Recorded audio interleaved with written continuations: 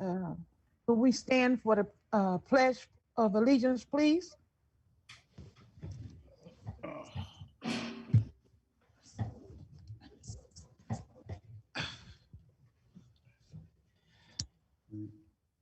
I pledge allegiance To the flag of the United States of America, and to the republic for which it stands, one nation, one nation, under God, under God, indivisible, indivisible, with liberty and and justice justice for all. for all.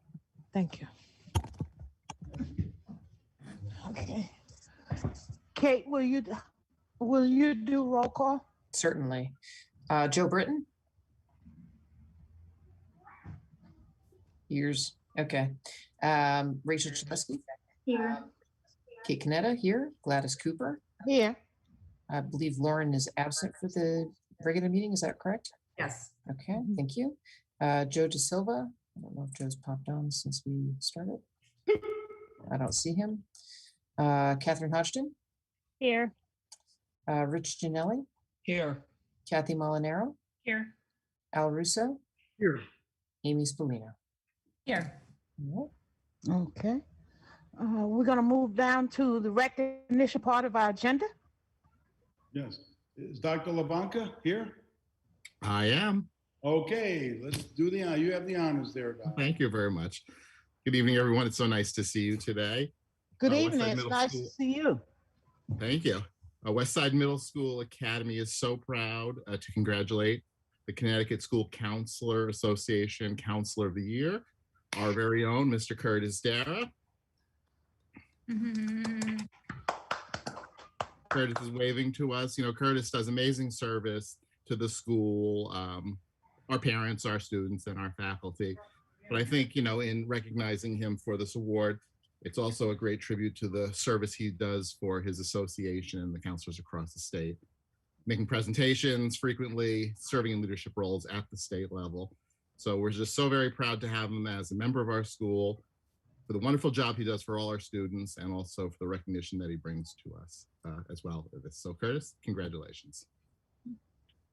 Thank you so much, Dr. LaBanca. So, you know, I wouldn't be myself if I didn't have a couple of words I wanted to say to everybody. So Danbury Public School staff, students, and esteemed Board of Education, I'm humbled and excited about this award and to be representing not only our state, but Danbury, Connecticut at the national level. You might notice my purple cow in the back.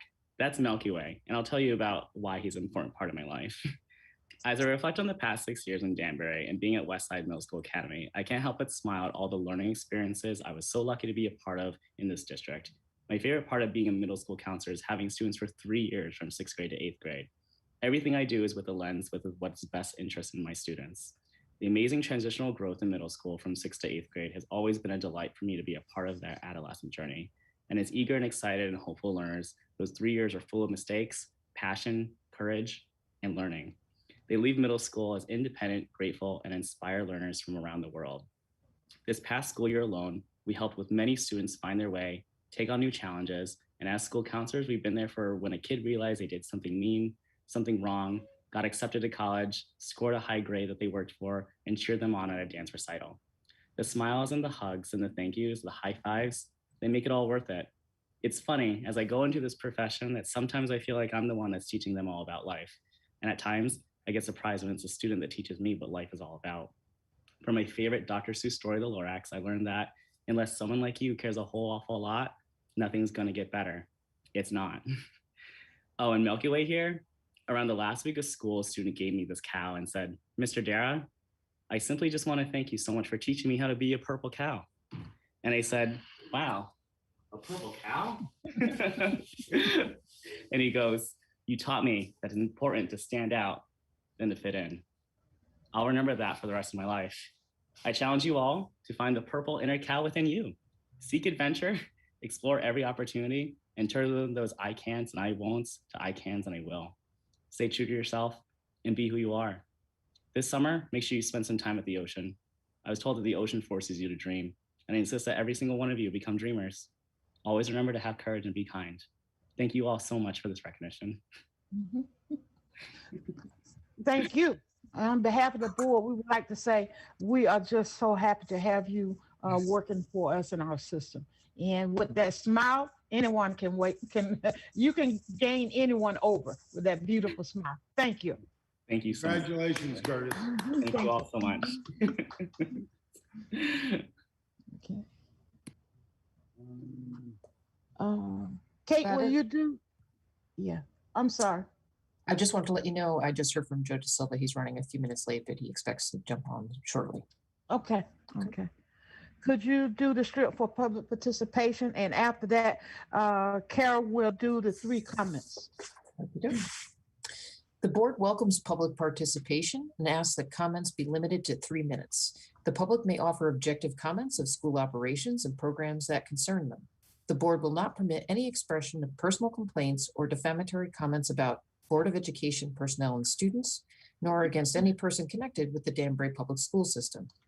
Due to the unique nature of the COVID-19 crisis and the limitations of technology, members of the public who are Danbury residents are invited to send brief comments and questions via email in advance to dps_public_BOE@danbury.k12.ct.us.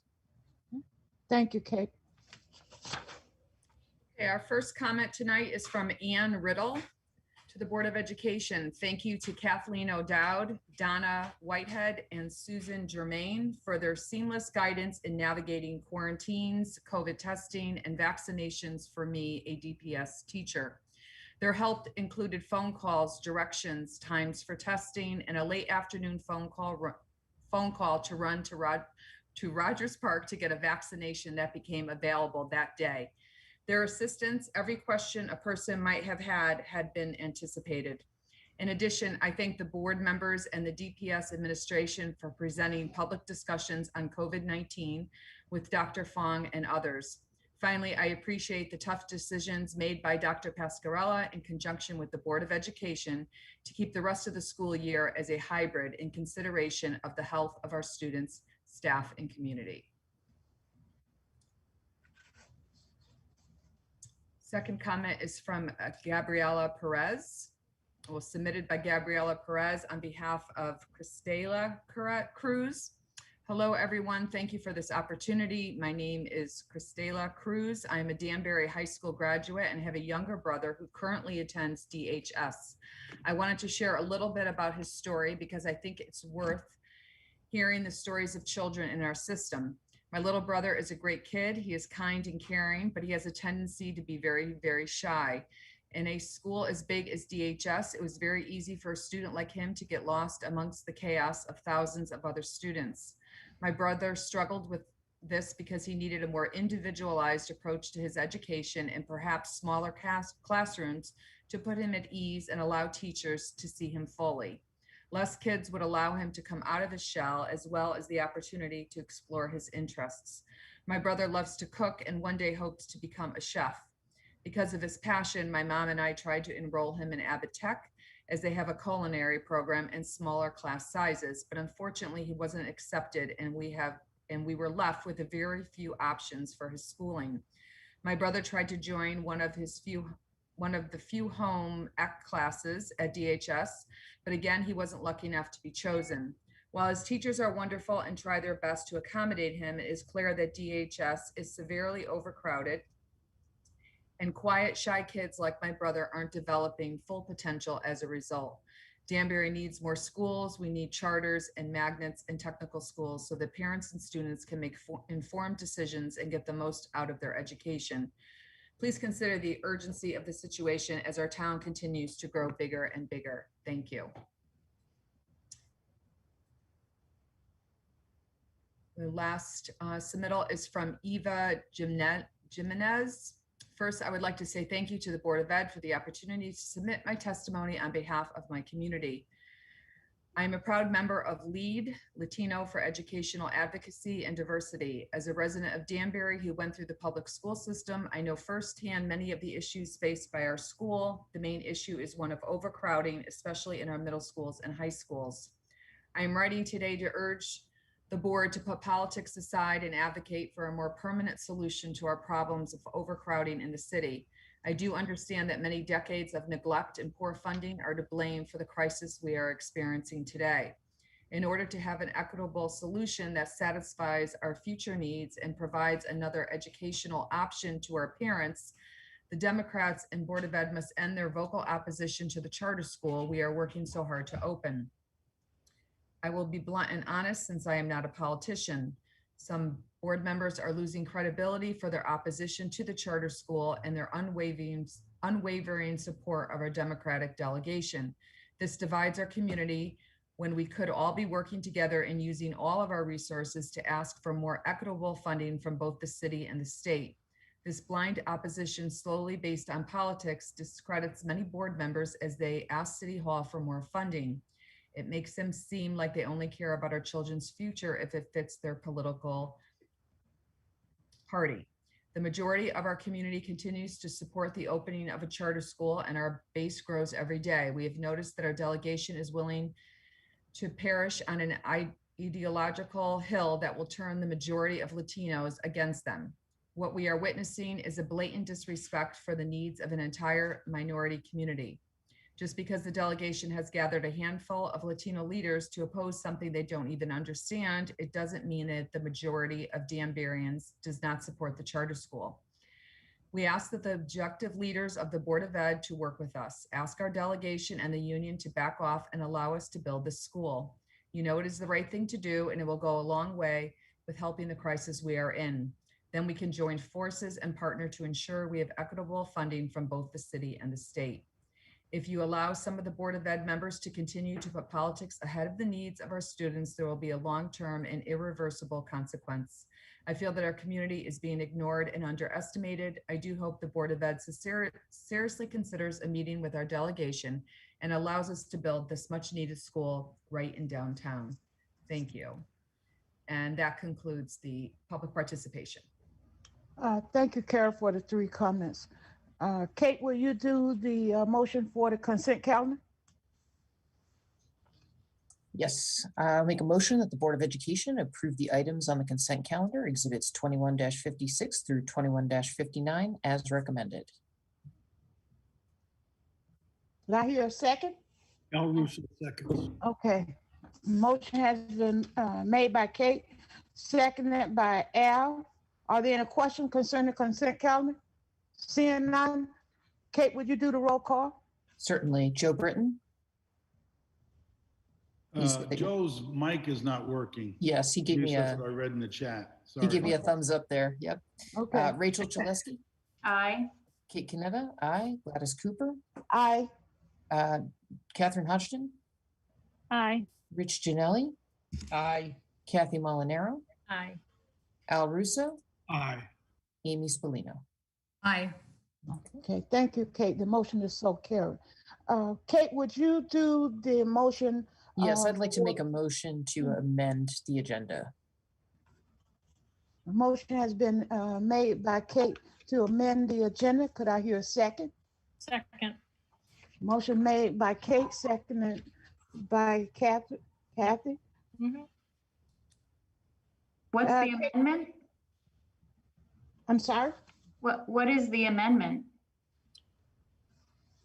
It is related to the selection of the, Is it to add an item to the agenda? it is, yes. Add an item to the agenda. Yeah. Okay. Okay, Kate, yes. The motion was made by Kate, seconded by Kathy. All in favor? Aye. Kate? Do you want Aye. me to do a roll call? Yeah, do the roll call. Sure. Joe Britton? Yes. Rachel Chalesky? Abstain? Kate Canetta, yes. Gladys Cooper? Yes. Catherine Hodgson? Abstain. Rich Janelli? Abstain. Kathy Molinaro? You're on mute, Kathy, sorry. Aye. Thank you. Al Russo? Abstain. And Amy Spallino? Abstain. What's the count? We have 1, 2, 3, 4. 5 abstentions and 1, 2, 3, 4 in favor. Okay, so the motion is defeated. Okay. Am I correct, Kim? I'm sorry, I thought she said 5 in favor and 4 abstentions. That's what- Flip those numbers. Okay. I guess I'm just questioning is the reason for the, I'm curious, the reason for the abstentions. Maybe you can clarify. okay, And I think it may be some confusion about what the purpose of the amendment is. right. Kathy, Monell, would you read the motion or just go about what we were deciding, why we need to add this motion to the agenda tonight? Kathy, you're on mute. You're on mute. If would you like me to clarify? I'd be Yeah, happy. go ahead, Kathy, go ahead. So this is a motion in order for the board to be authorized to enter into a contract with a search firm for the search for the superintendent. Yeah. And so in order to enter into that agreement, the board needs to needs to vote affirmatively to enter into the agreement. And that's what the motion's about. So Kim, why wouldn't that be presented with the motion rather than just a blind? It could be. It could be. I think that's more just, yes, it absolutely could All be. right, That's the thank you. purpose of it. Well, Yep. maybe somebody could call the question again. and- Yes. Possible. I'll call the Want me to make a question. motion to amend the agenda? I make a Okay. motion to amend the agenda. Purpose? Motion made by Kathy, Following purpose to, so that the Board of Ed can vote to enter into a contract with a search firm. I will second that. okay, motion made by Kathy, seconded by Kate. Any discussion? Do the roll call, Kate. Sure. Joe Britton, Yes. Rachel Chalesky, Aye. Kate Canetta, aye. Gladys Cooper, Aye. Catherine Hodgson, Aye. Rich Janelli, Yes, Kathy Molinaro, Aye.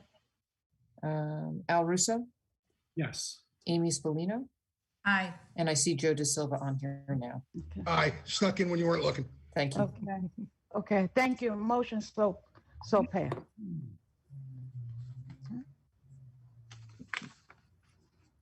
So for clarity's sake, for me, would that come under the action item? Yes. Right. Okay, Mhm. so you might want to, Kim, just for clarity, do we take it up as a first item? You can. You've moved to amend the agenda, so you can put it. I would put it right now since you're all Yeah. on the topic. If that's okay with you guys. Yep. Are you ready for the motion?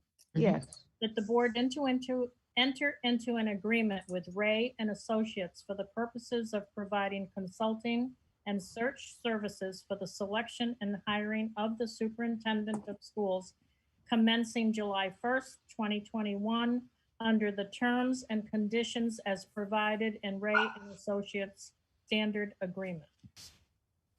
Second, motion made by Kathy, seconded by Joe. Any discussion on the motion?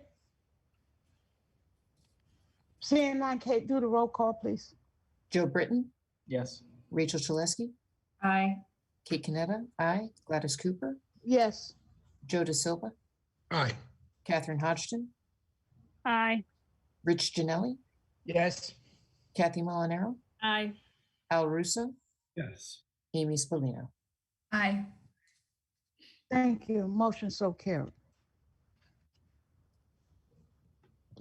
Do we have anyone from the NEA to speak, Aaron? Good evening, everyone. Good evening, Miss Cooper. How are you today? Hi, Aaron, how are you? It's nice to see you all. Yeah. I want to take a minute before I get started to just congratulate my friend Curtis Dara. I am so thrilled for him winning this award, earning this award for his hard work with his students. On a personal note, I just want to say Curtis and I share many students over the years, and the students who, some of them happen to be my favorite, I know we're not supposed to have favorites, but we inevitably do, will always come back and tell me how he changed their lives in so many like small ways, but essential and important ways that they remember forever. I have high schoolers coming back and telling me, things about Curtis. I have fifth graders who have just met him for the first time saying they can't wait to go and work with him and do the fun activities that he talks about. So he's a pretty amazing asset to Danbury Public Schools. And many of you don't know that he's also a fierce lobbyist for our students, and he testifies often at the state level on behalf of our students, and he's a fierce student advocate. So all of his work, he's one of our unsung heroes. So it's nice to see Curtis get some recognition, and we're just really proud of him. And he's also a wonderful active member of NEA Danbury and does a lot of work with us too. So we're thrilled for him. So spring is in the air, everyone. And as a third grade teacher, I always kind of want to couch my remarks at these board meetings like a report card, like a teacher writes a report card, right? So I'm going to start off with some really positive things, tell you a few things that maybe that we need to talk about on a deeper level in the future, and then I'll wrap it up with some more positive and exciting things. So with spring in the air, some great things are happening in our schools. And in case you haven't had a chance to see them personally, I've been told that 381 seniors managed to get together and line up for their senior portrait, which was a huge undertaking, and administration did a fantastic job making that happen. A little bit sense of normalcy coming back to the high school, and kids starting to feel like, there's light at the end of the tunnel. The Hatters class of 2021 finished their beautiful handprint mural. If you haven't had a chance to see that, it's amazing. And the teachers doubted this, that all of the senior class would stand in line to put their handprint on this mural wall, and everybody did. They waited. So it was worth it to them, which is a cool thing to see. Proms, graduations underway for planning. It's exciting times, and certainly normalcy that everybody welcomes. In elementary schools this week, walking through the halls, kids are making Mother's Day cards and Mother's Day presents, another sense of normalcy. They're growing seeds and journaling in their notebooks about seed growth. They're playing on the playground together. They're doing outdoor play dates. My own students are talking about getting together with masks outside for play dates. Kids are having baseball games together on the fields and talking about who is going to strike out the other one first. Hearing these conversations in school is just doing all of our hearts such benefit, and making us all feel like we're moving forward. Some of the challenges that we're undergoing right now, ESPA testing, and our teachers once again are working through unprecedented challenges for this state mandated administering of this test.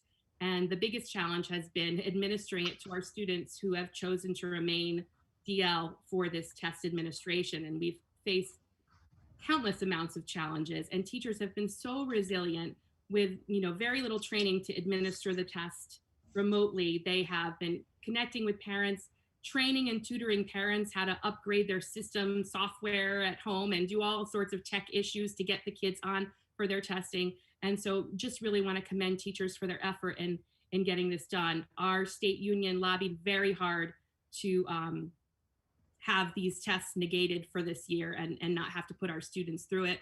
But we're all doing the best we can and kind of smiling and getting it done because, it's something that we have to do. But I hope everybody understands the amount of work that teachers are putting in and our students are doing to have to sit through these tests during these times. So teachers are once again rising to the challenge. And I am pleased to say we can report really a return from spring break without any major disruptions, which is also good news for Danbury Public Schools. Some of the things that we want to talk about, some of our concerns are looking at the future for next year. Our state union and our local union, of course, are lobbying fiercely against dual teaching for next year. I don't think I would really have too many people in disagreement that dual teaching, simultaneous teaching of remote students and students in front of you is not sustainable for a long term. And it's not a positive thing for either student or teacher.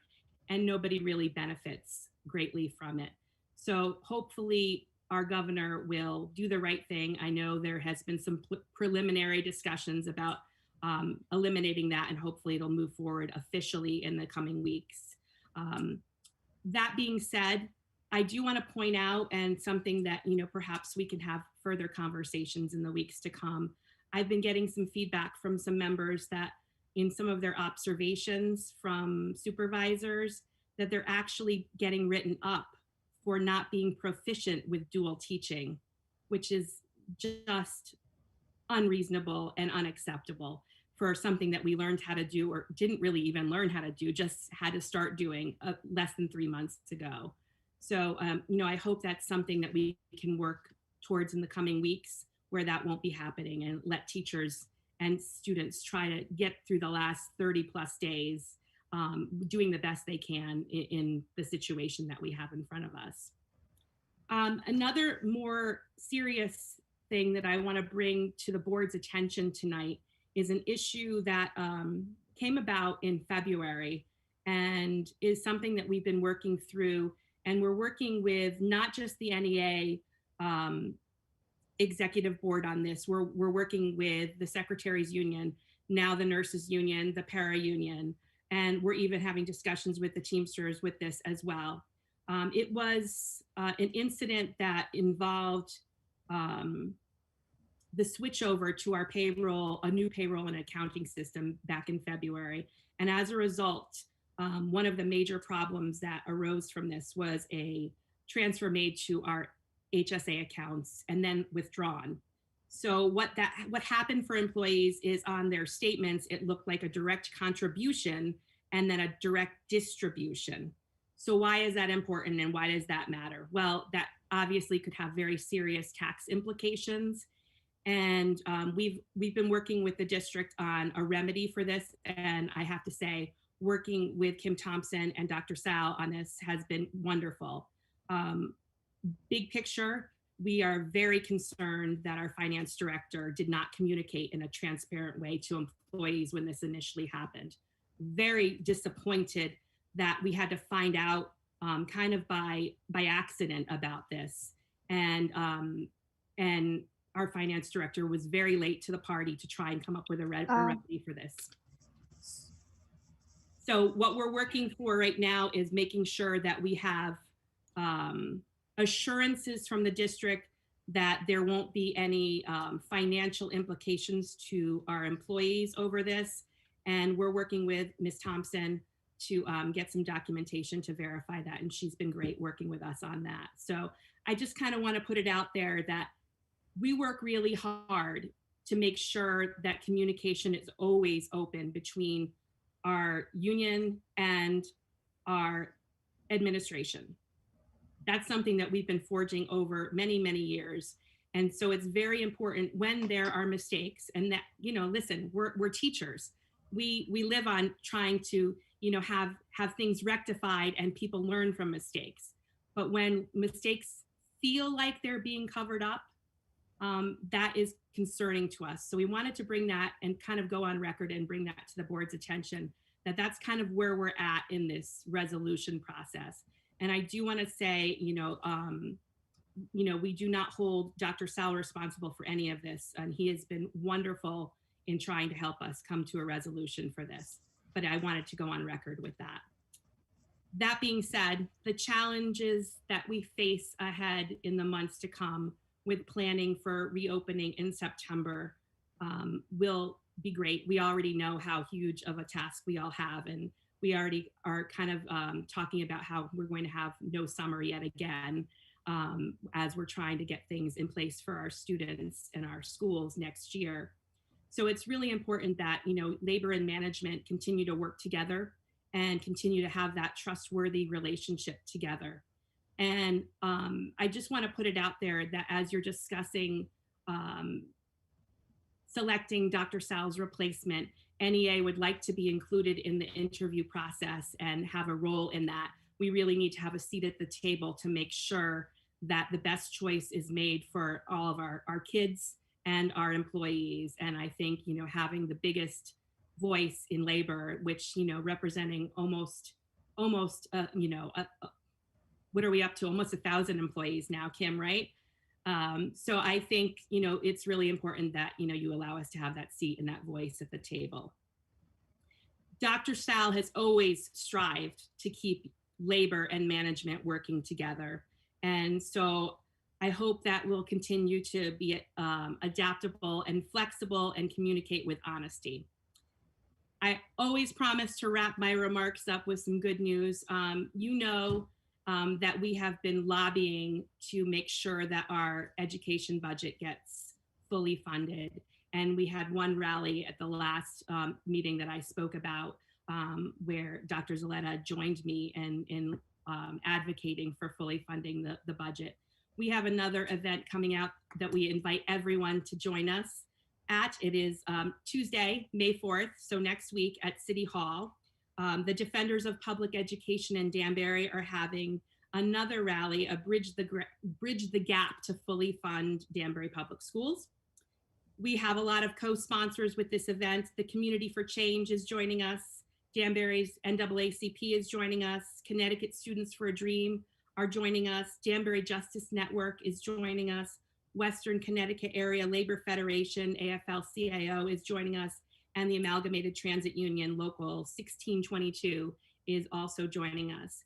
So the cool thing about this is with each one of these events, our community network is growing, and it's not just the teachers screaming for more money for our schools, it's our entire community. So please get the word out and help us spread the word. I know you're all doing the great work and lobbying for the funding on your end, but if you can lend a voice to our rally, and hopefully Mayor Cava will take that into consideration as the final decisions are being made for the budget. Thank you so much for listening. And again, happy spring, and hopefully the positivity will continue to grow in the next few weeks. Thanks, everybody. Thank you, Aaron. Mrs. Cooper. Yeah, I've got a comment. I find it appalling that an employee of the district is publicly reprimanded by another employee. We've never had this. We have a code of ethics relative to the comments in a public session. And in my 15 years on a board, I've never heard of anybody being thrown under the bus like this for a mistake that apparently is what's mentioning is a mistake. And then prior to that, asking for pleading for some sort of dual teaching stuff and the errors that they made in order to get there. I mean, I don't know what's going on, but this is unprofessional as far as I'm concerned. This should be a forum for that. You go through the ranks within the district to the superintendent, and then there is an executive committee if there are other issues, but not to iron this stuff out in a public session. I really don't think this is a forum for it. May I respond to that, please? Since it's directly to me. Yes. Yes. We're not gonna. Oh, we're okay. I just want to respond, Mr. Janelli. Mr. Janelli. Comment, please. Okay. Mr. Janelli, I just want to say, perhaps background on the information will be given to you at a later date. But we felt that with 2.5 months of working through this and not getting any edification or apology until probably 3 days ago, we felt like it needed to go on public record that we are very concerned about the transparency that has been going on with this one department. All right. Could I just say something, please, as chairperson, Mr. Janelli and Aaron? To me, this is not the right place or the time to have this discussion. Okay, so I would just like to say that, Chairperson Gladys, if I might, that yes. I stand by the integrity of my work, and I value the relationships tremendously with all the teachers in the district, including you, Aaron. And, I can appreciate the concern. I do hope that I'm able to show how it was rectified, and it was rectified in the quickest manner possible. And, I do hope that, you and I can speak about it in future in greater detail. But I'm saddened to hear this in this forum. I do stand by the integrity of the work I do and the work of my department. And thank you, Gladys, for allowing me to state that. Thank you. You're welcome. Okay. Could we move on to the agenda? Dr. Zalita? Mrs. Cooper, Yes. thank you for letting me speak tonight. I will echo what Erin said about the students. They've been so adorable. It's really cool to see them kind of in the spring mode. It was so beautiful today, and they were out and they were smiling, and they're getting used to going outside with that mask break and taking it off a little bit. It's been really nice to have more students in the buildings, and we've really enjoyed it. And ESPA is. I want to shout out the administrators who have spent countless hours planning and talking to the state and scheduling when kids are going to take it, when they're not going to take it, who's going to hand out hundreds of more computers. I was just out front handing out computers to our distance learners who have their own computers that can't really use theirs because they need a special website. But we're getting through it as we always do. We'll come out positive on the end. And in true to form, I will be sharing my screen so that tonight I have a presentation that was put together by our K-5 ESL bilingual group headed by Tammy Cordona. And so can you all see the supporting English learners on your screens? Yes, I can. Perfect. I'm going to play this now.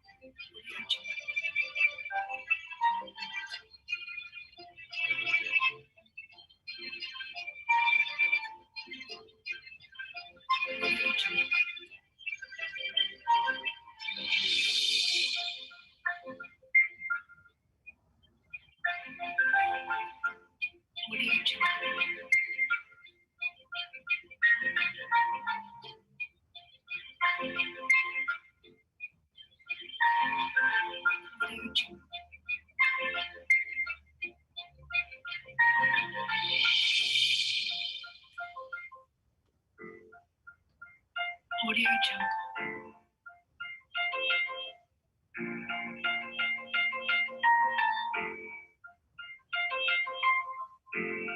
Audio Jungle.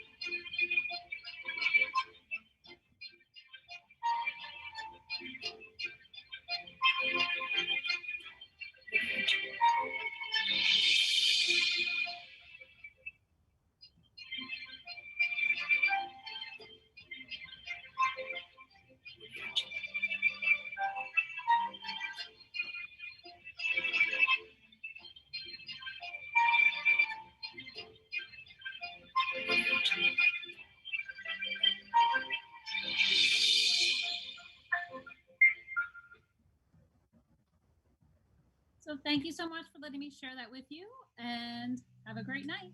And thank you again for always bringing us good news. Thank you. Take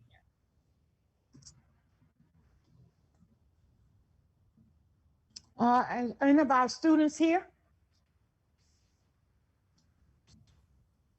Hello, can you all hear me? Yes. Hi, so some stuff about sports this past month. Congratulations to DJ Donovan and Anna Rita Lynch for being named the CX Scholar Athletes for 2021. They'll be awarded in early May.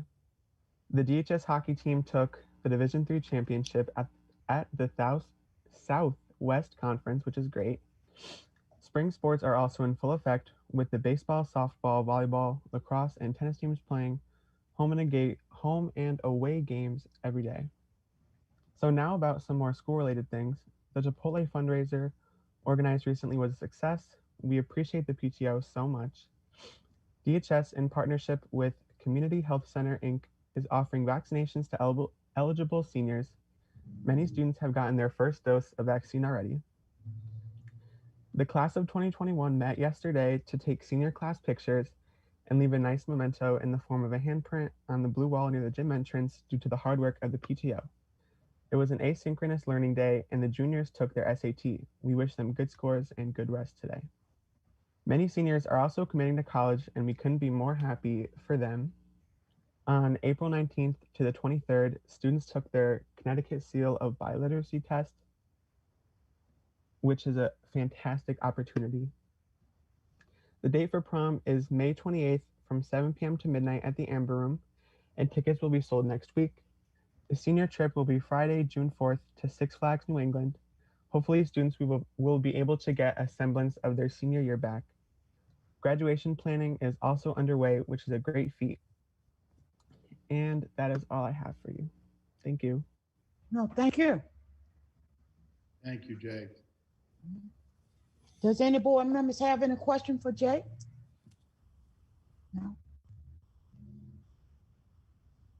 Okay. Thank you again, Jay. Do we have anyone from ACE? Yes. Okay. Good evening, Board of Ed members, Cabinet, and community members. Thank you for allowing me to represent and speak on behalf of the Alternative Center for Excellence. ACE students participated in the 53rd Annual Danbury Cultural Commission Poetry Contest. Congratulations to Sabrina Carvalho for being awarded third place in the contest.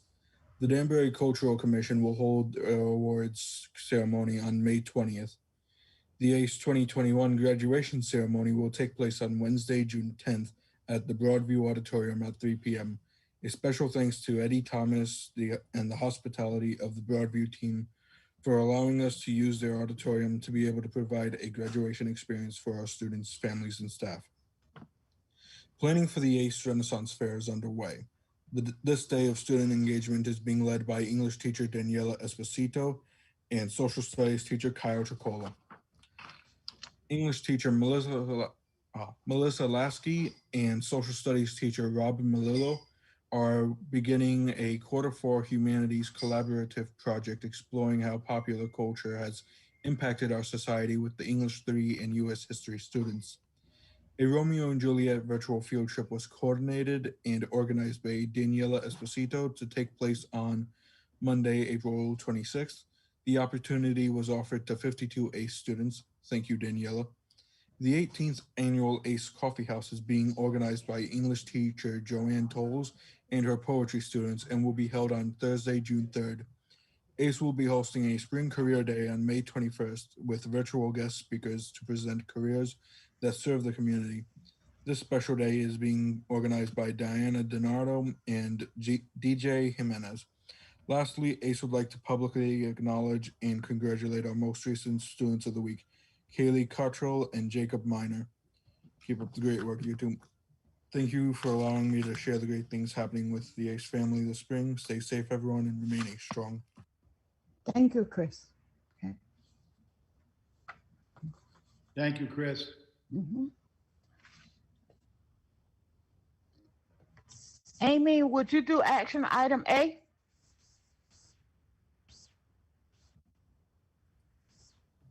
Sure. I make a motion, this is high school graduation date. I make a motion that the Board of Education set the high school graduation date as June 10th, 2021, with a rain date on June 11th, 2021. Multiple ceremonies will be held due to COVID-19. Motion made by Amy. Could I hear a I'll se- second? Second. Second. If the board wishes, I think Dan is here. He could. Yes, if he wants to speak on the graduation, yes. Dan? Thank you. Thanks for having me. I know last time we were here, Dr. Martins came on. Sorry I couldn't make it, and talked about what our plan was as far as getting information from our parents and students. So we sent out a survey. We had 500 responses to that survey, 370, which is a little less than half the students in the graduating class responded to it. We talked about 3 options that we were going to give them. One was the whole class out there with live streamed and no guests. The second option was the drive up, similar to what we did last year with looser guidelines now that we have. And the third was multiple ceremonies on the field. And 53% of the parents and students chose the multiple one to have on the field. So we were planning on going with 3, but now changes from the government stuff that will allow us to do 2 ceremonies on June 10th, one at 2 o'clock and one at 5 o'clock. The orange cohort will go at 5, and each guest, it'll also be live streamed, but each graduate will receive 4 tickets, bringing us to about 1,600 spectators in the stands, which is where has all been dotted 3 feet apart, and masks will still be worn unless something changes. I know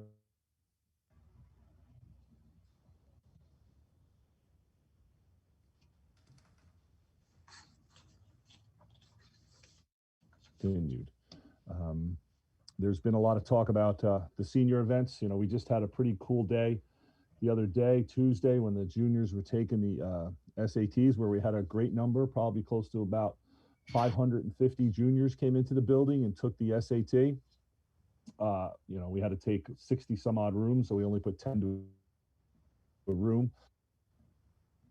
We had to do an accept the seniors in.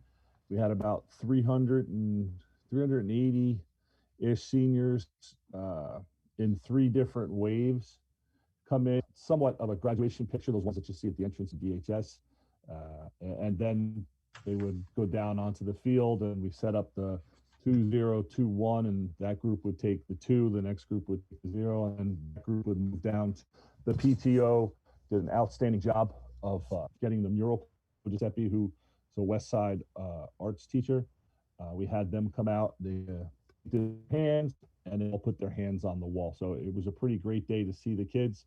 You know, it was very well organized by my administration team, and a special thank you to, you know, Mr. Porcelli, who was out there taking it for the yearbook. The picture will not be in the yearbook because the yearbook is already out, but look for pictures out to then do what they want with it. Dr. Obry, who now pictures, putting them together because socially distanced, and now he's doing his photo to try to look well. Mr. who's does all the work for you all here, who took a awesome drone picture of the 2021 at different times, and then pasted them all together, which we'll get out to the seniors, the class officers, not the class officers, but the class advisors of Miss Gurney, Miss Mesinovic, who helped organize this whole thing, and our staff that was out there. It was a great day, and you know, it was to bring a little normalcy back. Forward, our senior events, I've been working very closely with Kathy O'Dowd in discussing what we can and can't do, and you know, it's the prom coming up on the 28th is at the Amber Room. We have a meeting with them to discuss how many students can go, following their guidelines of what they have to do as a business with you know, tents outside and things like that. We're looking to have a senior fest, our Six Flags trips, movie night for them, and then the graduations. You know, both graduations. That is up to the board. We figured do a 2 o'clock. It's not going to be as long as it normally is because we're not going to spend 35, 40 minutes saying names. It'll be half of that. So I imagine graduations are going to be about an hour and 20 minutes long for each one. The middle school graduation is June 9th. They are doing their 3 schools up on our field as well.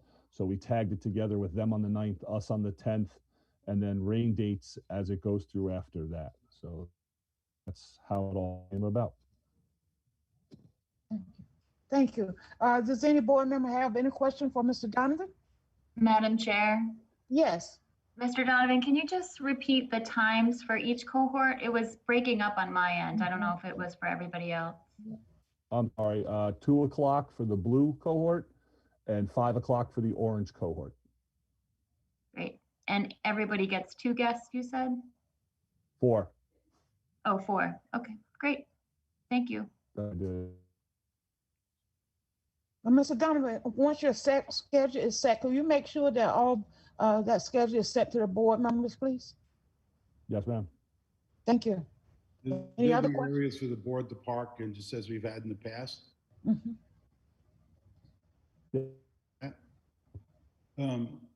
If you don't have any questions about that, I want to ask Mr. Donovan something. Mr. Donovan, did I hear someone getting some award from your family?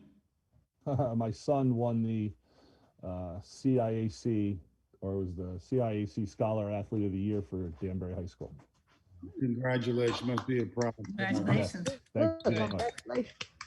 Okay. Wonderful. Okay. That's great. Okay. Thank you. I just want to make a comment for the board. I know, just briefly, it's been a very tough year. And Dan has been trying in so many ways to make it as normal as possible. And it's been a yeoman effort in many ways. And I just want to thank him for doing this because it will make the end of the year a little more special for them. As I said in the commercial, you're going to give them a shot at a better year. And I'm so proud of us being able to do that. So thank you, Dan. My pleasure.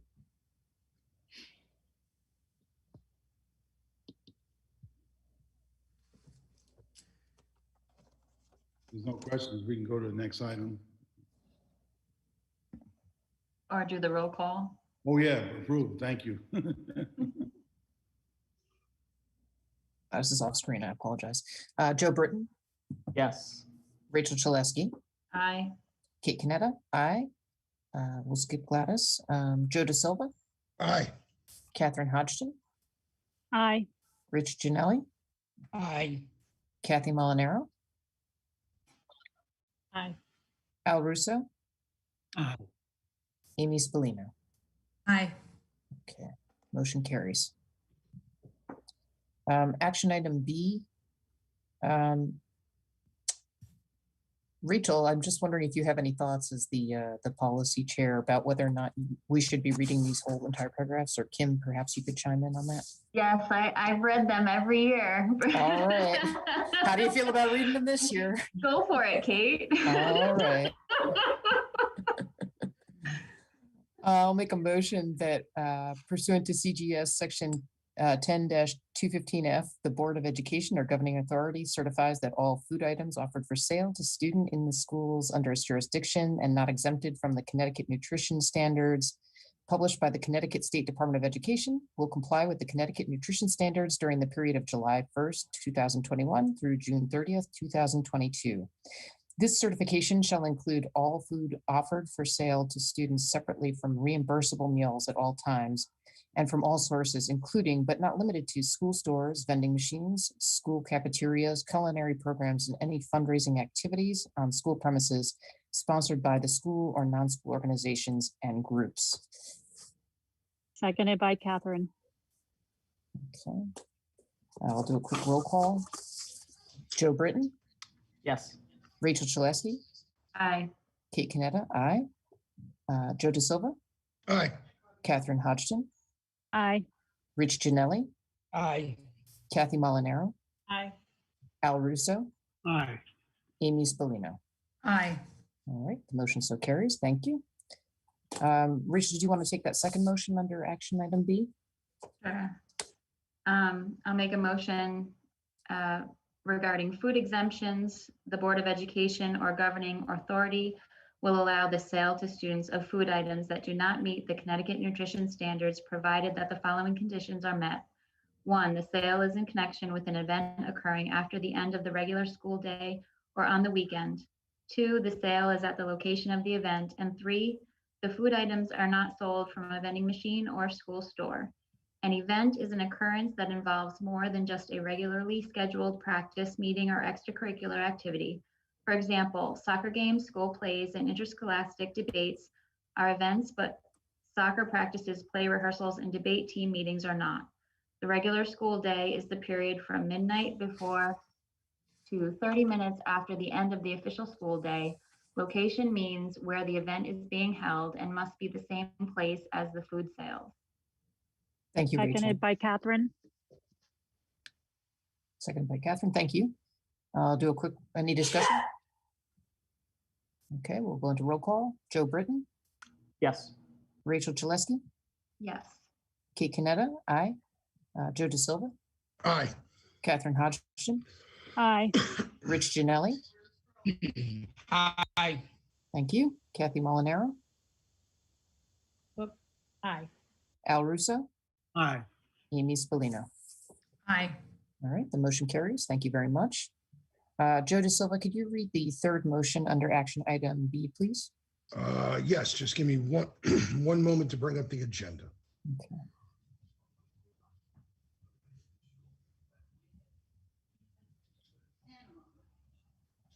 I'll read it if you want me to. Thank you, Catherine. If you would pinch hit for me, that'd be awesome. Thanks, Okay. Catherine. I'll make a motion for exemptions for beverages. The Board of Education or governing authority will allow the sale to students of beverages not listed in section 10-221Q of the Connecticut General Statutes, provided that the following conditions are met. 1, the sale is in connection with an event occurring after the end of the regular school day or on the weekend. 2, the sale is at the location of the event. 3, the beverages are not sold from a vending machine or school store. An event is an occurrence, is an occurrence that involves more than just a regularly scheduled practice, meeting, or extracurricular activity. The school day is the period from midnight before to 30 minutes after the end of the official school day. Location means where the event is being held and must be the same place as the beverage sales. All right, thank you for that motion. Second. Thank you, Joe. Any discussion? All right, Joe Britton, Aye.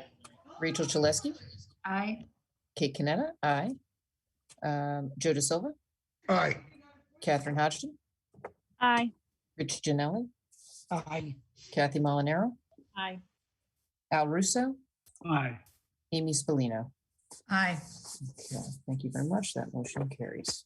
All right, we're up to action item C. Joe Britton. Absolutely. Thank you, Thank you. Madam Vice Chair. I would like to make a motion that the Board of Education accept for first reading policy 9273, conflict of interest, as recommended by the policy committee. All right. Do I hear a second? Seconded by Catherine. Okay, Catherine, you get the second there. Any discussion or comments? Yeah, I got a comment, Kate. Go ahead, Rich. Question. Yeah, it's called a conflict of interest, yet when you read through this, I mean, it wouldn't be my interpretation of any conflicts of interest. Is that just an inappropriate wording, or am I just not understanding the text? Rachel, did you want to speak to that?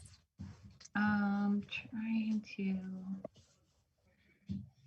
pull it up here. Hold on.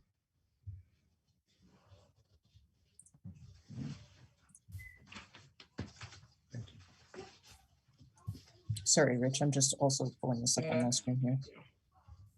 Appreciate your patience.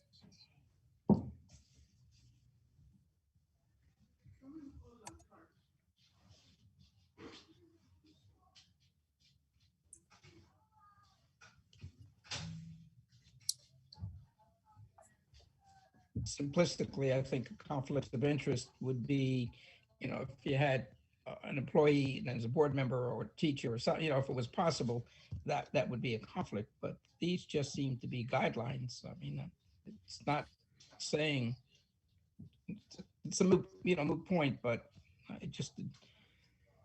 Well, it's a civility code. Yeah, that I could understand, Rachel, but conflict And of interest. also meeting protocol.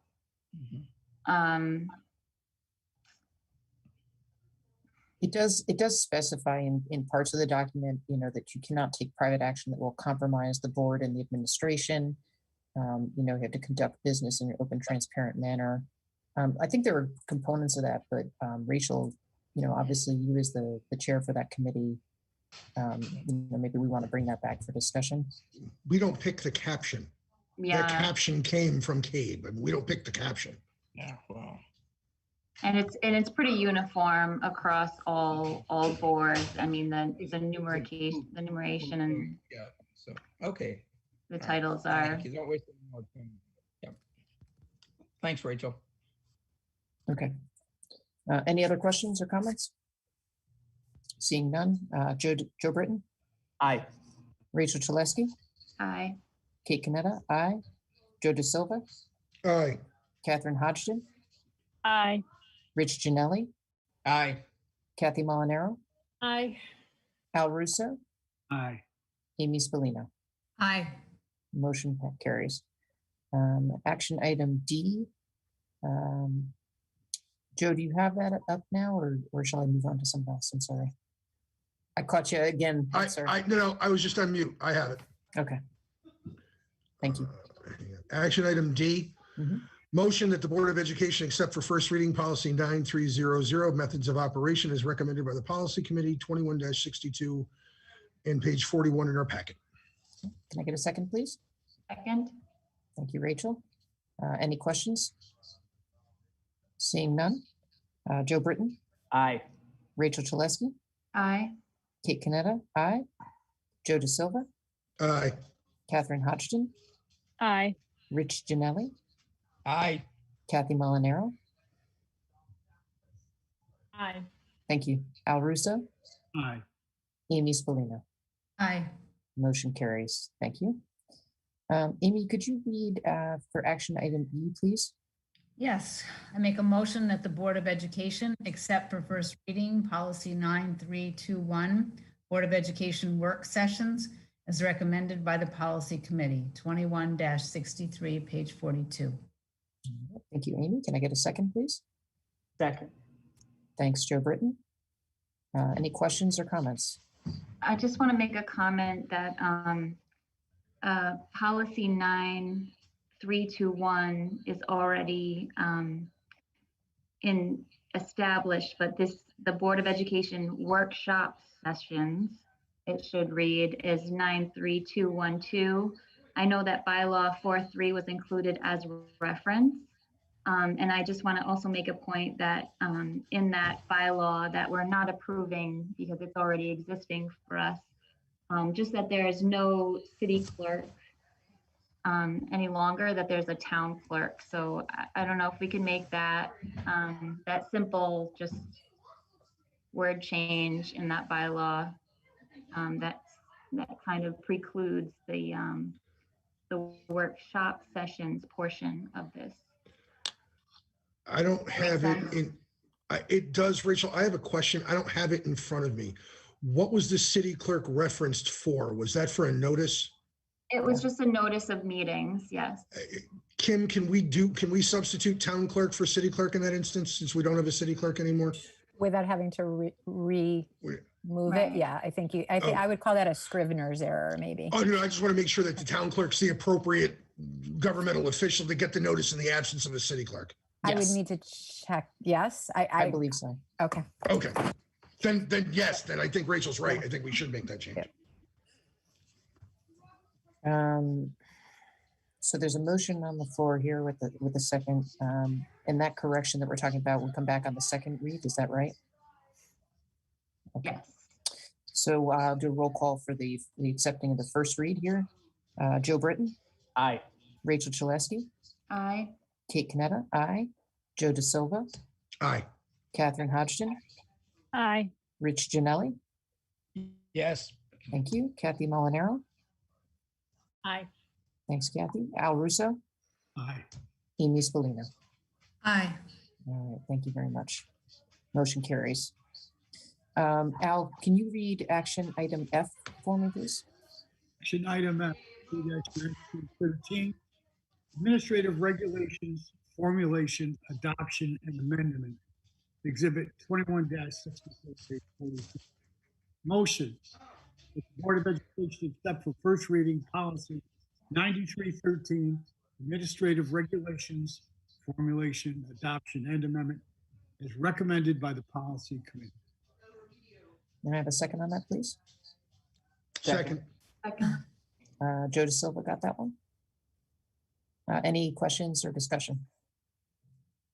Okay, seeing none. Joe Britton. Aye. Rachel Gillespie. Aye. Kate Canetta, aye. Joe De Silva. Aye. Catherine Hodgson. Aye. Rich Janelli. Yes. Kathy Molinaro. Aye. Al Russo. Aye. Amy Spallina. Aye. Thank you. Motion carries. We are down to action item G. Amy, could you read that one, please? Sure. Thank you. I make a motion that the Board of Education approve the March 2021 operating results and analysis, general funds, grant projects in accordance with, let's see, we have exhibit 21-65 on page 47. Thank you very much. Left off there. Second. Okay.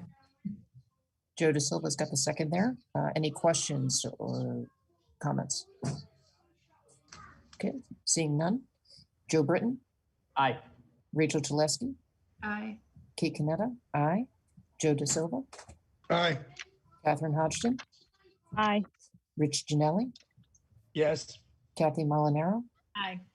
Al Russo. Yes. Amy Spallina. Aye. All right. Thank you very much. Motion carries. Gladys, we've just taken care of all of the action items there, so we're at item number 10 on the agenda here. Okay, just go ahead and complete that. Thank you for carrying the meeting. I had a little accident. No problem at all. So the academy model is under item 10. I don't know if that goes to Dr. Casimiro. Yes.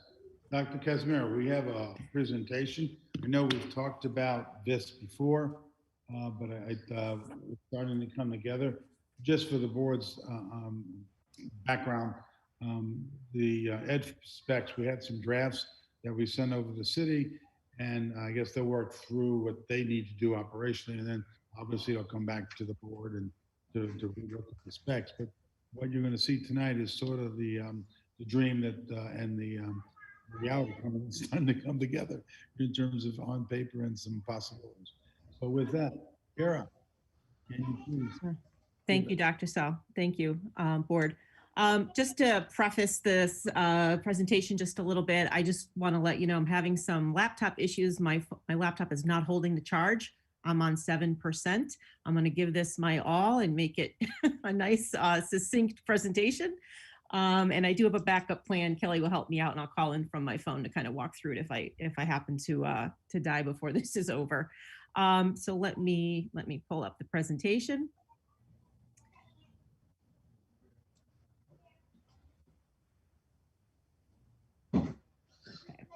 So we've been on quite a journey together this year with regards to, and even last year with regards to the idea and the concept of an academy model.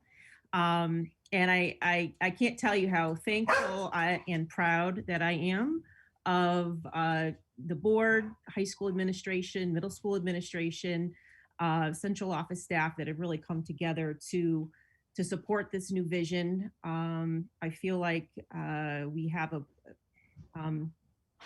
education angels out there, I keep calling them, that have been having some wonderful conversations and planting seeds all over, not just the district, but now the community. And there's a lot of great chatter about this in terms of providing opportunities for students and making sure that we're well positioned for the future and that our students are going to be ready for even 21st century and beyond. So I just want to thank everybody for their involvement. This is really just a summary to kind of wrap. There's several more presentations between the portrait of the graduate work and the graduation requirements and a few others that I'll talk about towards the end of the presentation.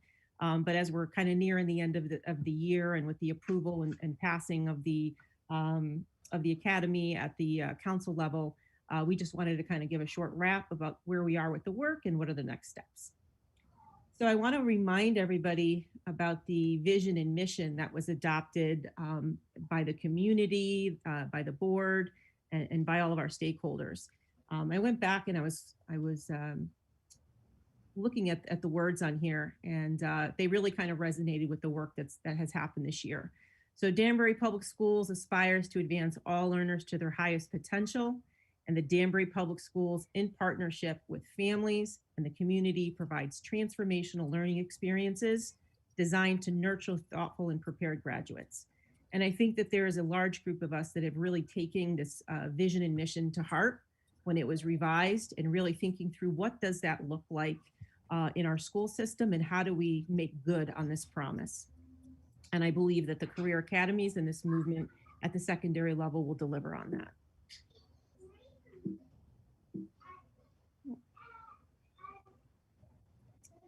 So just a reminder, those who may be joining or watching a board member for the first time, the board presentation for the first time tonight, and a career academy concept is a design. It's a concept to prepare students for both college and careers. They are connected together. This is really about career connected learning for all. There's schools within the schools that link students with peers, teachers, and community partners in a structured environment that fosters academic success. The three hallmarks or key elements of a career academy concept are a small learning community. So how do we take our very large high school and make it personalized? I know there were some comments about overcrowding. We hear that all the time in the Danbury Public School system, and that is true. And there are some ways to mitigate that. Several years ago, with the idea of the 9th grade academy, the idea was to take that very first transitional year, which is very critical, and to break it down into a smaller learning community, and to really build relationships with students, focus on social emotional work, and to make sure that our students and teachers are able to cover some things that are unique to 9th graders and learners. And Danbury High School has done an amazing job with developing that model out. The Career Academy and the pathways take that to the next level. It's kind of small learning community 2.0. In addition to the small learning community, this is about college preparation through the form of sequential curriculum, and it has a career theme. So this is not just about careers. We are preparing students for college with an added bonus of helping them to focus in on a career and explore that career, and learn what it is that they like for themselves, and to be able to make more informed choices in the future. Another part of the Career Academy concept is this advisory board. That's very critical. We saw this down in Nashville. We've learned about another school system out in Nebraska, one that we hope to visit in the near future, that is actually supposed to be maybe even doing a little bit of a better job in some areas than Nashville.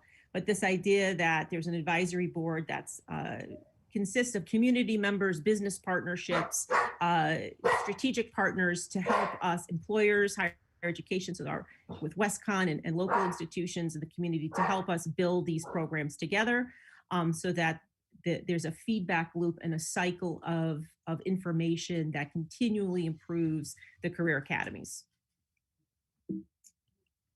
Okay. This has been presented a few times, but this is the academy organizational structure. So while the building has been called at the summit has been called the Career Academy, this is really about the academies at Danbury High School. And the summit location will house two of those academies, and those are highlighted in the black outlined circles here. So all students will go up to Danbury High School and attend Danbury High School and participate in the 9th grade Career and College Academy. I have a slide that kind of outlines what happens during that time period. But we will have 6 academies overall. Again, these 2 that are highlighted are the ones that will be at the summit.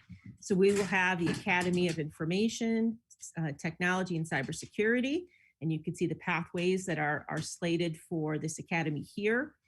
Some of these can be amended as we continue to push through and work through these programs and pathways. We may amend some of these to make sure that we're bringing the most advantageous curriculum to our students that provides the greatest level of opportunity for the future. We have the Academy of Professional and Public Services. You can see those pathways. Our Academy of Scientific Innovation and Medicine, which we're really concentrating very heavily on right now, as well as the Academy of Global Enterprise and Economics. Those will really need to be fleshed out first, but we also have to bring these other ones online almost simultaneously. But these are the 2 that we're focusing on. And these are actually going to serve as sort of a test model for development of the other academies. We have the Academy of Art, Engineering, Design, and the Academy of Communications and Design. And again, there's a large amount of STEM focused pathways that are here, but also some others, perhaps more in the humanities and the service industries and leadership. So we're very excited that we are able to offer, or will be offering many different pathways that will surely pique the majority of our students' interests. So we are excited about that. So the 9th grade Career Academy, when students come up to Danbury High School, everyone comes on the main campus. Part of the kind of the hallmark of the Career Academy is really this focus on this 1 semester exploratory course that will focus on team building, career and pathway research. So what do all of these pathways, what can all of these offer? What are the careers that are connected with these pathways? What are the earnings potential? What kind of education do you have to get to attain these? Does that happen at a 2-year technical school? Does it happen at a 4-year school? Can it happen at either? What are the on-roads and off-ramps with the different career trajectories within these pathways as well? There's a focus on organizational and employability skills. How do you function in the workplace? So there's some workplace learning. And then the idea that there's a digital literacy and also financial literacy. So as students are learning about different careers, we put them through their paces of understanding what it takes in the real world to in terms of income, in terms of running households, in terms of what types of futures that they can have with different options. There is a career exploration fair. This we saw that this was one of a very important component to in Nashville. This is a very big deal. They had hundreds and hundreds of folks coming in, industry professionals representing all different types of career pathways that would come in, and there was booths and kids had an opportunity to talk and interview and ask questions for some pathways that they may be interested in. And then of course, an opportunity to visit at the college, certain colleges at college level. So making sure that students actually get their feet on campus and they feel what that is like, and they begin to see themselves down these pathways and heading in down these roads. So beyond let's move my toolbar out of the way. So beyond the academics, so clearly students will still be taking their college preparatory, there's advanced placements, all of those opportunities will still exist. But in addition to that, beyond the academics, there are other preparations that come along with the college and with the the academy model. Again, we talked a little bit about 9th grade, and that focus would be on college careers, college fairs and college visits. They participate in an exploration course and they eventually choose their pathway in the spring, and they apply to a pathway under a particular academy that usually happens by a lottery process. So students identify what pathways they're interested in, first choice, second choice, third choice, and then they get placed in the lottery for selection to those. I know there's a lot of questions around what happens if they don't get in, and those are all answers, good questions and answers that will develop sort of the if-then on-roads and off-ramps of how to get into a pathway and what happens if you want to leave. Those are all to be developed in the near future. Grade 10 industry field trips and guest speakers. So try to get students out and to see some of these, what it looks like in the workplace, in the pathways and the academies that they have chosen, and to bring folks in to have conversations about what it is that they do and what makes their job special, or what are the hallmarks and features of their job. Students will at this point have at least one foundational course in their area in addition to the normal gen ed kind of core requirements. And so they'll get a little taste of the pathway, but it's also wrapped around these great discussions and experiences that they have in their academy area. 11th grade, the goal is to do some job shadowing if possible, get kids out, or we can do some virtual job shadowing as well. There are some opportunities. Students would again kind of dabble in the next level of electives that would be offered in their pathway.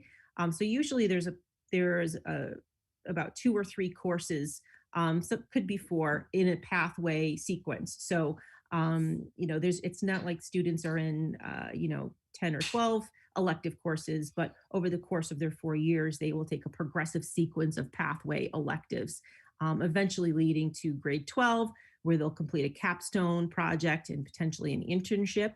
The capstone is something now as part of the graduation requirements for all of the students in Connecticut. And so this would tie in nicely with opportunities for students to work with the advanced pathway electives. So for example, an advanced engineering course could be the course that a student chooses to do their capstone project in. So there's opportunities for all of this to be interdisciplinary and very meaningful, and to happen in areas that the students have selected. So the students have chosen these areas and that they're highly invested in the outcomes. This also looks great, by the way, for applications for colleges, being very competitive. I had an amazing interview with 2 students, well, actually they're 2 female engineers, no longer UConn students, that work at Medtronics. Medtronics is one of the largest, if not the largest, medical technology device producer in the world. They are in over 150 different countries. Well, they hire exclusively in Connecticut from UConn for their biomedical engineering program. So that's one of the pathways that we'll have.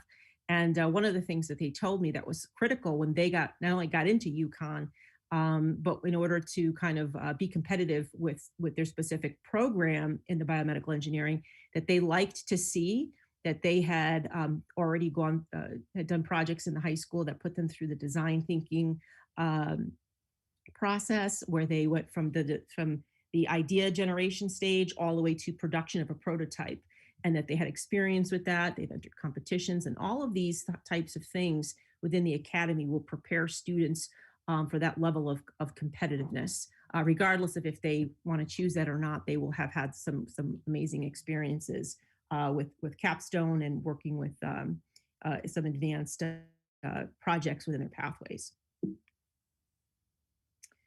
And just to give the board and folks maybe at home and some of our teachers who I know have already begun to ask a lot of questions and get very excited about this, Dan and Meg at the high school did a great presentation to kind of articulate the vision and where we're going. But here we are in terms of the phases. So we're going to be busy for the next couple of years. Looks like some of my bullets jumped out of place here, but that's okay. So this year was really all about, down in phase 1, all really about concept development and planning. So what could this look like? What should it look like? How would we use the building that has been secured by the board and by the city? And how do we make the best use of that?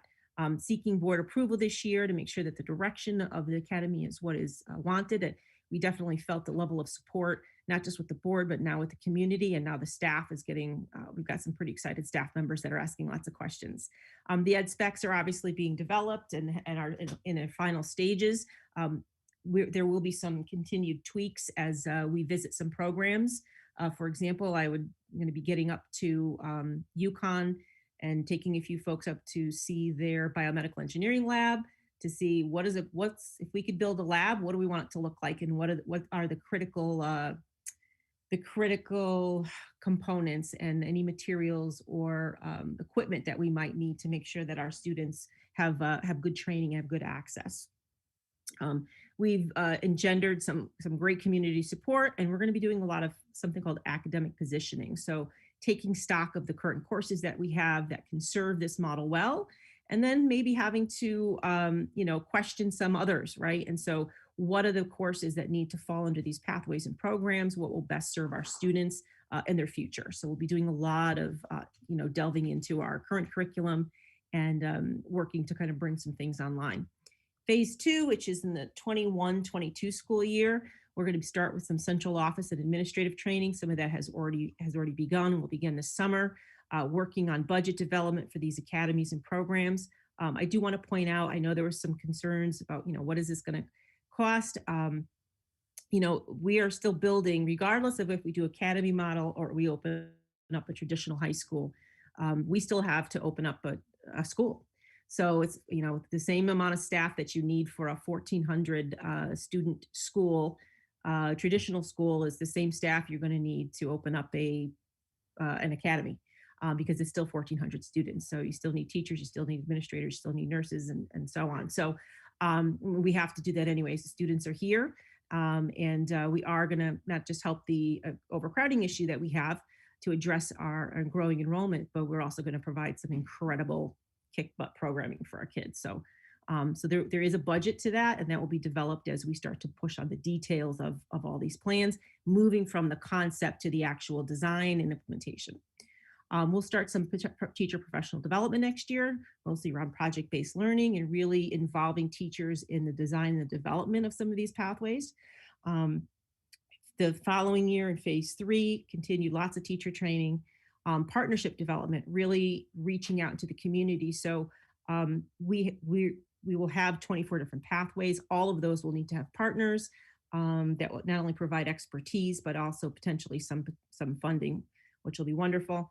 And then this is really where a lot of systems change and alignment starts to kick in. So really pushing on the way that we used to do things, kind of breaking down status quo and re-envisioning the way that we formulate all of our systems, I guess, if you will, how we schedule things, the way that we approach master scheduling and development, the way that we approach, how students move through and complete the graduation requirements. So it's going to involve some really mindset shifts and some changing. And we're, again, working on some of that this summer will be beneficial for the team to kind of understand what lies ahead and what levers we need to push to forward this. This is also the year that we're really going to be focusing on grade 9, because the next year in grade 4, we have to implement the grade 9 college and career exploration curriculum. So there'll be a lot of work with teachers, especially 9th grade teachers, on how to deliver this, what's important, where's the focus, and what is it that makes the hallmark for grade 9. And then again, in phase 4, this will be the first year where the 9th grade will get that curriculum, and those students will begin their spring academy selection process. And then at the same time, once that process is complete, we'll begin with a new master schedule development for the spring of 2024. So it'll be very exciting. There's a tremendous amount of work that lies in between, in particular, phase 3 and phase 4 to get this off the ground. And then in phase 5, that is our opening.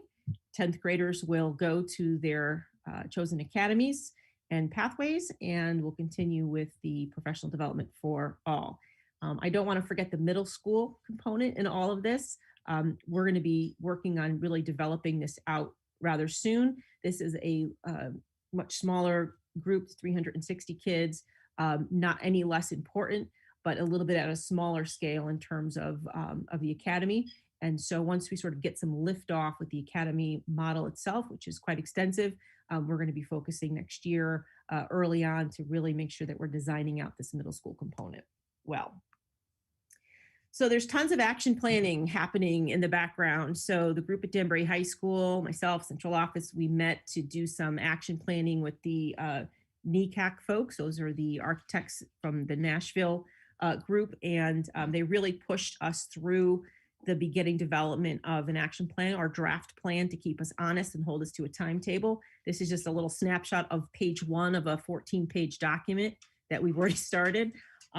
This is one of several action plans that need to be developed as we go. We have graduation requirements, we have portrait of the graduate, we have a lot of curriculum work ahead of us. We've often referenced financial braiding of our finances. Well, there's going to be a lot of braiding coming up very soon this summer and all of next year, talking about the portrait of the graduate work, our curricular work, our professional development and training, the academy model, and then the backwards design of how this changes our school system and what are the student outcomes that we expect at each level to make sure that we're graduating our students with this vision that we have, that they're well prepared and that they're ready for the world. So what are we working on right now? It's just sort of the immediate things that we're doing. We're in the process of last minute adjustments to the graduation requirements to meet the new vision. The high school team will be, along with some of our central office folks, will be presenting on that in one of the upcoming board meetings very soon. A lot of the graduation flexibilities will kind of be visible in these graduation requirement changes. We're going to be identifying the courses that go along with these and how to align those to the portrait of the graduate, and then begin action planning on all of that. There's a lot of NECAC training, that's the National College and Career Coalition, and we have a pretty intensive summer schedule with the master schedule development. It's different than how we traditionally do it, and it involves a lot of shifting and a lot of understanding. August, we're going to be working on the program and pathway development, again supported by folks from NECAC and people who work directly with Nashville and that other school I talked about from Grand Island in Nebraska. And then September, we'll start with some project-based learning, and so how to shift traditional learning to more hands-on, more experiential, more interdisciplinary learning, and to make sure that we have key components in our curriculum and start to gradually build those over time between now and when we expect to open, so that we are practicing these things and we're learning and we're getting training in advance of moving in this direction, so that we're well prepared and that folks feel confident and that the teachers are heavily involved in the development of this as well, which is really important.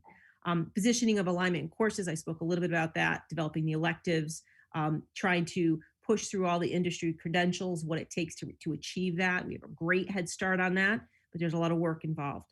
And again, developing our industry partnerships and working with some consultation on course development, so bringing in engineers. So how do we circle back to those two engineers from Medtronics to help us inform some of our curriculum and the types of things that students need to learn to be successful. And then development our grade 9 course. And then again, just final adjustments to the ed specs. I did reach out to Antonio and Jay just to make sure I could make a few minor adjustments, nothing to the footprint of what everyone saw, but more along the lines of further delineating the design descriptions of those rooms. So what do we want those labs to look like, and making sure we have the right equipment in there. So as we visit other sites and talk to professionals and folks who have academies or pathways here and there that have developed, I'm asking for things like what's the critical equipment? If there's 2 pieces of equipment that you need to have in a CNA program, which we already have, or an engineering program, what's a non-negotiable, and making sure that those get into our ed specs so that when it comes time to develop or when we design these rooms, that there's a full understanding of what needs to be in there for this to really be done well, and not just the bare basics.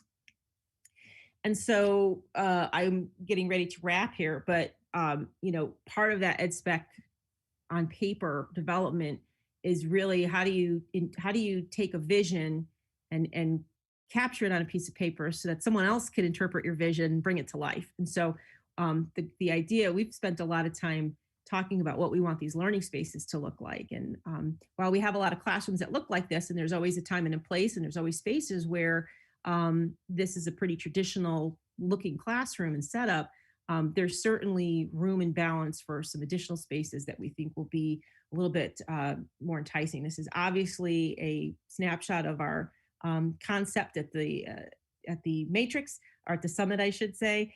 And so when we think of learning spaces, these are some of the pictures that we showed some of the architects that we worked with prior to say, look, this is what we wanted to see happen. We want to see classrooms that look differently. We want to make sure that there's equipment in there that is representative and simulated of what students would experience so they get a real sense of what's happening. Bringing in, this is an example of some specialized equipment, which is called, I always say it wrong, it's an animatage table or anatomatage table. There's over 3,000 virtual dissection and examination capabilities with this that are absolutely unbelievable. They have 2 of these up at UConn that they use with the medical students and the nursing students. And these are the types of things we want our students to be utilizing. You know, what's the equipment and what kinds of activities do we see when we walk into a room? What are kids doing? Are they working in groups? Are they actually with hands-on? Are they experimenting? Are they testing things out? Are they formulating hypotheses? Are they generating ideas? What is happening? And so, you know, we're definitely envisioning very active learning. This was another example of some learning spaces that we said, you know, this is what we want our learning spaces to look like. We want them to be exciting, not just for the students, but also for the teachers as well. So just some out of the box, non-traditional. These are what we used when we started to talk about some of the concepts. There's going to be a greenhouse at the top of the summit for our environmental students. And what a better way to dig into that than to start working on real life, real world projects and problems. So this would be something that, you know, we tried to bring that our business side to life, and what would that look like? What type of equipment and programming would they need? So I will leave you with some of those exciting learning spaces, things that we will continue to flesh out. We're going to be bringing all of this together in the near future very soon and really digging deep on the details. You'll be hearing from, again, the high school team on the portrait of the graduate and the graduation requirements. All of these things are intricately tied together to kind of make this happen. And then I'll stop talking because I am down to 5%, which is not bad. But again, I want to thank the board. I want to thank the high school team and central office and the community, as well as our city council and all of our representatives for their full support on this. I think this is going to be amazing. And I think that there's a lot of tremendous people involved in making this happen. So we will provide more details and updates probably in the fall. Of course, you can continue to email me with any questions that you have. Madam Chair, I'm sure there would be, but we will come. We have quite an agenda left, but I just want to thank Kara for this. We have the ed specs that are going to kind of match the functions here that'll come back to you before we leave in July, so in June. So you'll be seeing those specs that relate to these. So thank you very much, Kara. If board members have questions, if you can just shoot them to Kara, she can answer them for you. So thank you very much, Kara, for a great presentation. Okay, thank you. Superintendent's report. Yes, let me just start. I was going to have Courtney do, but I think it's more general than anything here. The city and state budget, I believe next week the city's going to vote on their budget. I did talk to Mr. Cavo. There's a nexus to the conjunction here about the state budget. I understand, and I just talked to Brian Bigham again. He's our lobbyist. Coming out of the education committee, they've restored some of our ECS funding, which is terrific. And I'm trying to get a fix on the exact amount, but I think it was a specialized $5 million at this point that was reinstituted in there. And according to Joe in my conversation, if money comes through there, he fully expects to pass it through to the Board of Ed, as Mark had done to you. So I was really happy to hear that. Timing may be an issue, only because I understand, and maybe you guys know better than I, we approve our budget next week. I mean, the town doesn't. I think June, I want to say 7th or 8th, maybe, the governor budget gets approved in Hartford. So there is some timing issues. But anyway, Joe did want me to convey that to you, that money comes through, it'll be passed through to the board, which is good news. So all of the folks that have been lobbying and writing letters, it's made a difference. So I thank you for that. I'll just move through here because I want to get to the reopening. Ellsworth project, nothing big except that we got approval to go out to bid.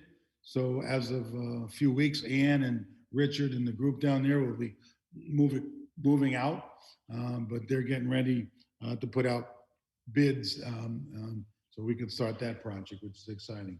I have Kathy here. Kathy, really quick, could you update the board on the vaccination project?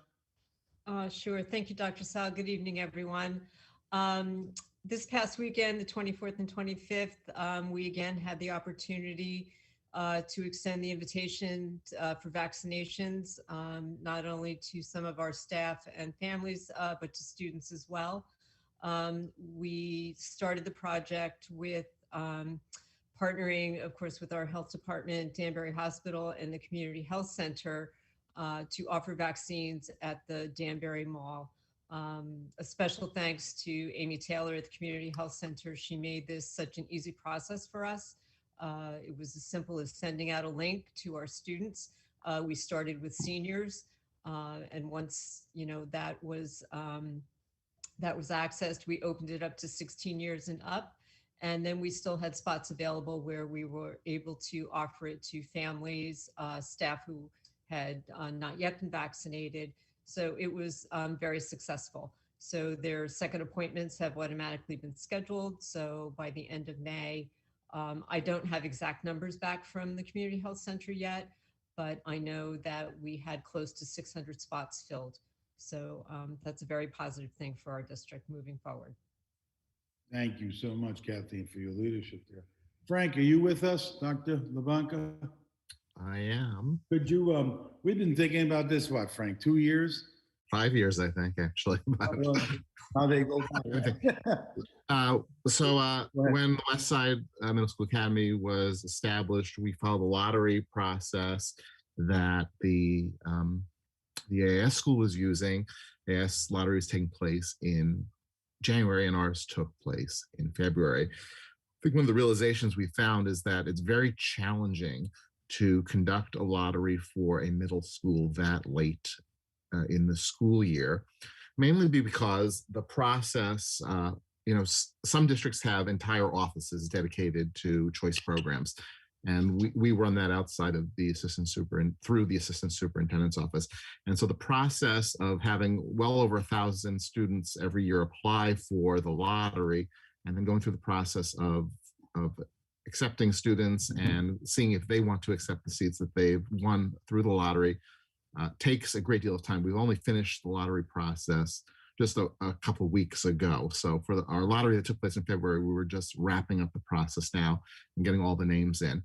And at a middle school level, that poses a great deal of challenges for preparing for the next school year. There are a lot of things that are different in a middle school in terms of scheduling students, ensuring that we have the appropriate staffing and so on. So it's been my recommendation that we move that lottery from February to November in order to facilitate really more opportunities for students ultimately, because the lottery process takes place so late that some people get their seat late in the process, they choose not to take it. And so giving that opportunity to students earlier in the year will, first of all, administratively make the process be much smoother. And then secondarily, I think for students, it gives more people the opportunity to make the choice at an earlier time. So I made that recommendation to the central office that we move that lottery process to November to make the process more efficient. We can do that. We'll just put in our operational plan. It just, I think Frank hit it on those. It permits youngsters to more access. And that's what the board's always wanted. We always wanted. So I thank Frank for his leadership. So we'll probably make sure we get it on the calendar. We will publicize it because it is a change, but we fully support that. Probably should have done it, as Frank said, a few years ago. We simply did it because we always had AIS, then we had the STEM. It just doesn't work for the middle school. So with that, I finished my report. Madam Chair, when would that change take place? Are you looking to do that next year? Next year. Next year. Mm-hmm. Thank you. Yeah, I'm sorry, I was muted. I just wanted to ask the board members have any questions to Dr. Sarah, Dr. LeBlanc. Okay, so before we go on, then should just so you know, yesterday, I think yesterday afternoon, maybe 5 o'clock, we received a memo from the state, which is relative to our next conversation. The remote learning that took place this year by giving everybody option will not be an option that we'll be required to give. So that is out of the equation officially. We've been waiting for the state to make a commitment, And they finally did as of yesterday afternoon. There are some areas that we can use it with as optional, but as far as the board saying we're going to permit an option for parents, that is not what the State Department is recommending. So it does have relevancy to our planning. I just want to, that just came in yesterday afternoon, let you know that. Dr. Sal, I have a question kind of semi-related to that. Yeah. Two questions. Number one, there's no distance learning option for next year. We don't have to offer that. We got that confirmation yesterday. Yeah, that's what it is. And our target is 5 days a week for all kids, right? For next year. For next year. Yeah. Yes, everything is for next year. Yeah. Cool. Is the state going to allow us to? You went mute. I can't read your lips.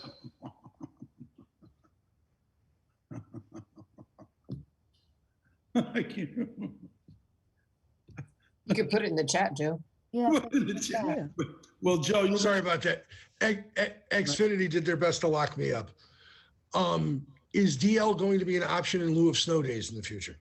One of the bullets that they had like 5 bullets, something like the State Department realizes the value of it and would like to utilize this in different circumstances.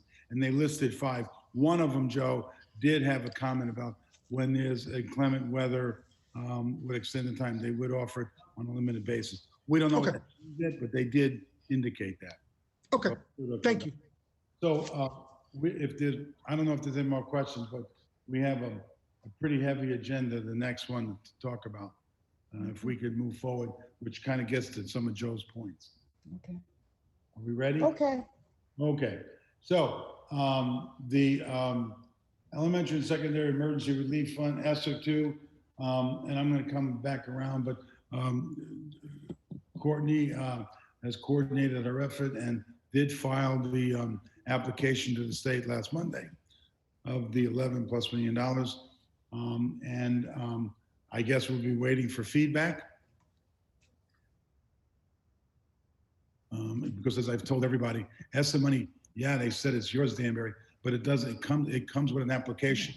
And so we've taken, as we've talked about with you guys, areas that were in the operation budget when we cut it back to see where it makes sense. And she has been able to braid those funds in there along with Alliance money. Now, it doesn't account for the extra money that we just talked about, the $5 million in ECS, because we don't know about that. We still don't know what it means about Alliance, but we did submit, Courtney did submit the ESSA funds last week, and we'll be getting some feedback on that. At this point, we expect that they'll approve it, but they may ask us for some modifications.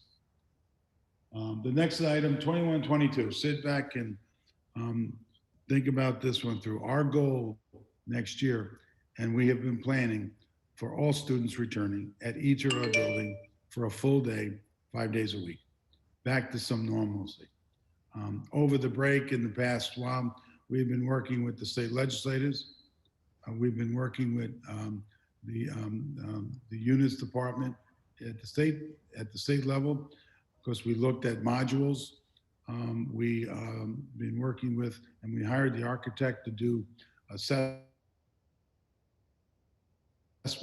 real-time assessments, so that we had good data, because my goal was to bring it here tonight so that you could hear it, and hopefully we'll be able to alert parents to what we're doing. The city has been part of going out and looking at sites with us. We have, Kevin has a presentation. He's been shepherding this project through. We've been measuring and remeasuring, we have measured twice and cut once. We've been doing that. We found some discrepancies. So there's quite a bit of work here, a lot of support from the town, a lot of support from our principals who have been just a tremendous group giving us feedback going through here. So Kevin, I don't want to spend time doing it. I think you could talk us through and leave it open for the board for questions, okay? Kevin, are you there? I am. I just had to unmute myself. Thanks, Dr. Sal. So there are 2 slides that Courtney was going to open with to address the application so that the board and the community can see where the money has been allocated and how those monies were submitted. We could do that. Yeah, so Courtney, go ahead. Okay, thanks. Oh, it's on, Kevin, if you It's could. up. It's up there, Courtney. Okay, Carrie, you can put the presentation back up. there we go. There it is. Go ahead, Courtney. We just thought we'd combine it into one. I'll be brief because I know this is a long meeting tonight.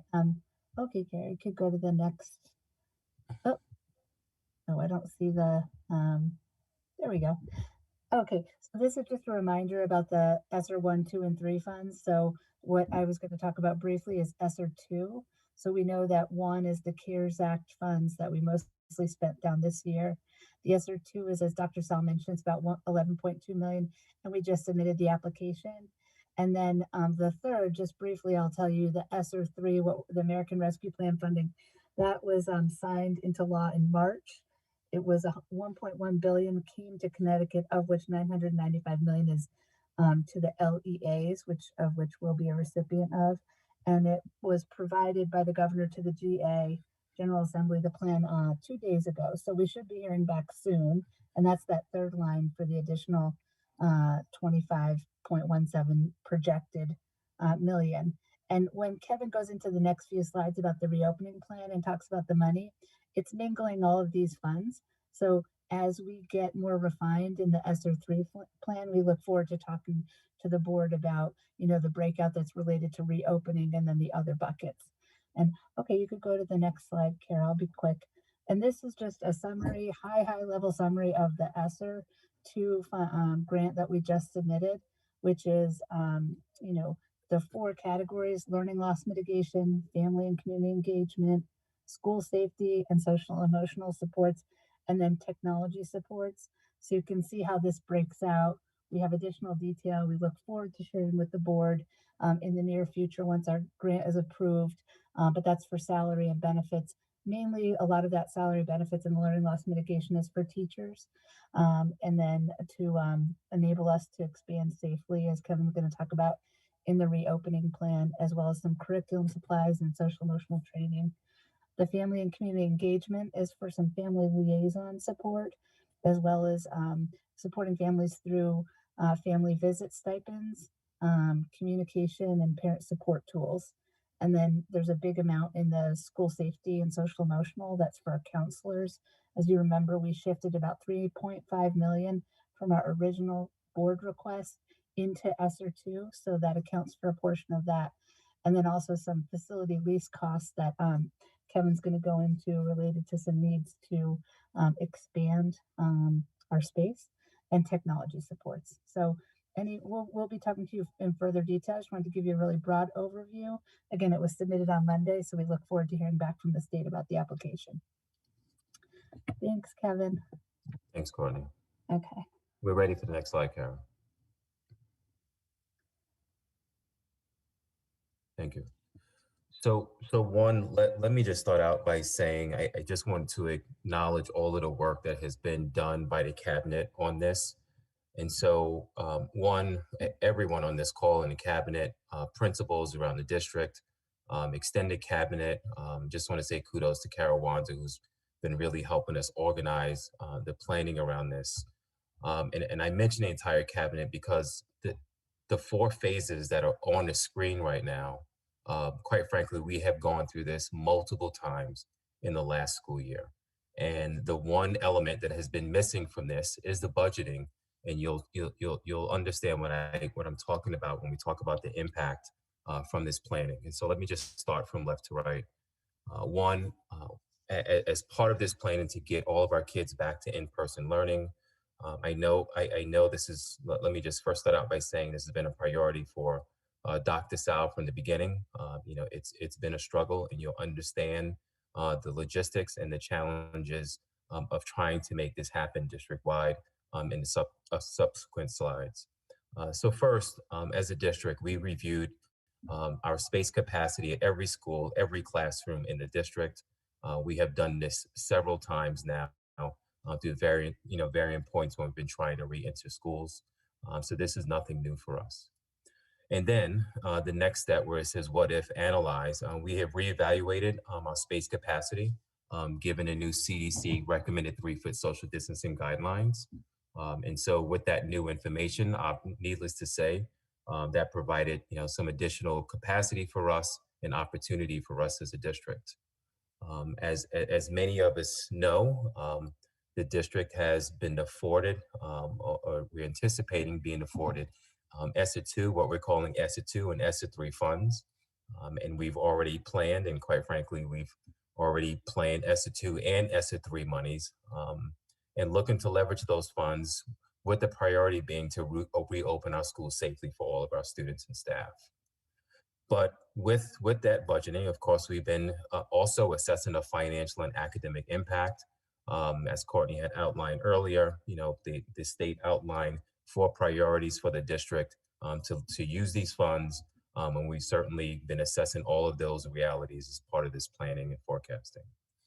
And then last but not least, and that brings us here this evening, we want to provide an update for the board, our staff who is anxiously awaiting, I'm sure, and then of course also the community. We know our parents and families and students have been anxiously awaiting what the return is going to look like. Indeed, if we are returning, I know Dr. Sal has already mentioned this, unequivocally, we will be back in our buildings in September, fully. So here are some of the problems and challenges that have been in front of us. I don't think this is going to come as a surprise to anyone who's watching this evening, and that is space, right? And so with the social distancing guidelines in place, it limits our classroom capacity. 6 through 12 schools, and so our secondary schools do not have the space particularly to house students in the cafeteria. And so I know our families, their preference would be that their high school students, their high school children can be in school all day for a full day. And our challenge we continue to maintain that we can't have the students in the cafeteria and feed them safely with the social distancing guidelines in place. Additionally, at our K-5 schools, we do not have enough teaching sections to accommodate the enrollment guidelines. And so if we're going to have social distancing guidelines, we just don't have enough classrooms to address. And as this community knows, we have talked about a need to expand, particularly at Ellsworth, building that annex. And so we'll have, a little bit relief there in building out more classrooms. And so we have experienced the high enrollment in the district these last couple of years. The social distancing just exacerbates those challenges. And so I'll just speak a little bit more to that. And so solution is our next step. And this is about an investment in facility upgrades, purchasing furniture, leases in the district and outside of the school community, and then of course additional staff. And so just to expand upon that a little bit more, we are looking at purchasing desks, and I'm there's a part of me that's almost uncomfortable talking about the type of desk that we have to order, because I'm thinking about the slide that Kara showed, which she talked about more traditional desk in classrooms. And so we will, there's a need for us as a district to purchase desks that are no more than 28 inches wide, so that we can get our kids back in school safely. Now, the benefit is that as a district, we will have an upgrade in our school furniture. These same desks can be put together to, promote cooperative learning and group work and group activity. So those are good things for sure. But it is a significant investment. See that on the next slide. What we are estimating the furniture investment to be. But just to give the board and the community even greater idea of what this can look like, our middle schools and our high school will need desk instead of cafeteria tables, in which all of our socially distanced, and we will have student desk in our cafeterias in order to spread our students out and to be able to realize the capacity numbers our waves are. And so that's one. 2, at the high school specifically, possibly even one of our middle schools, we are looking at tent leases. I did say tent leases, leasing tents. So like the same type of tents that you would see at banquets, etc. Those type of tents, some of them closed, some of them open, but we're looking at tents, leasing tents, so that for the overflow from our cafeteria, particularly at the high school, with the social distancing guidelines in place, we can only get 300 to 350 students in the cafeteria. We are exploring the idea of using spaces in the school, and then also looking at having courtyard and also evaluating the idea of also having tents in the tennis courts. We need to work with the city to just make sure we can do that safely so we don't damage the courts themselves. But we've already we're looking for some concrete estimates from the tent company to see if they can put a floor down that is safe enough not to damage the tennis courts. Additionally, we also would like to, we want to continue to maintain the lease that we have at Sacred Heart for overflow, and also to maintain some of our classes that we have there now.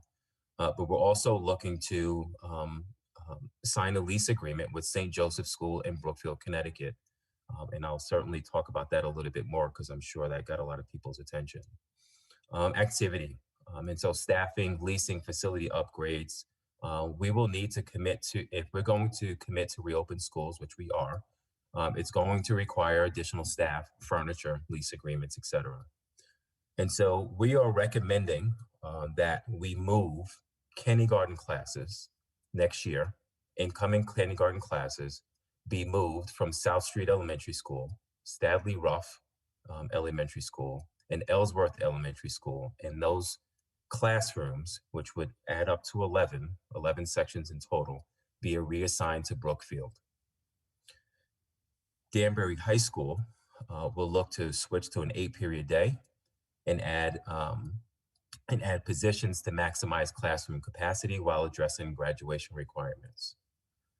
And just kind of overall impact, if we're going to safely reopen our schools in the fall, the district will place kindergarten certified staff at the Brookfield site because it would be a single grade focus site for the district for these 3 schools.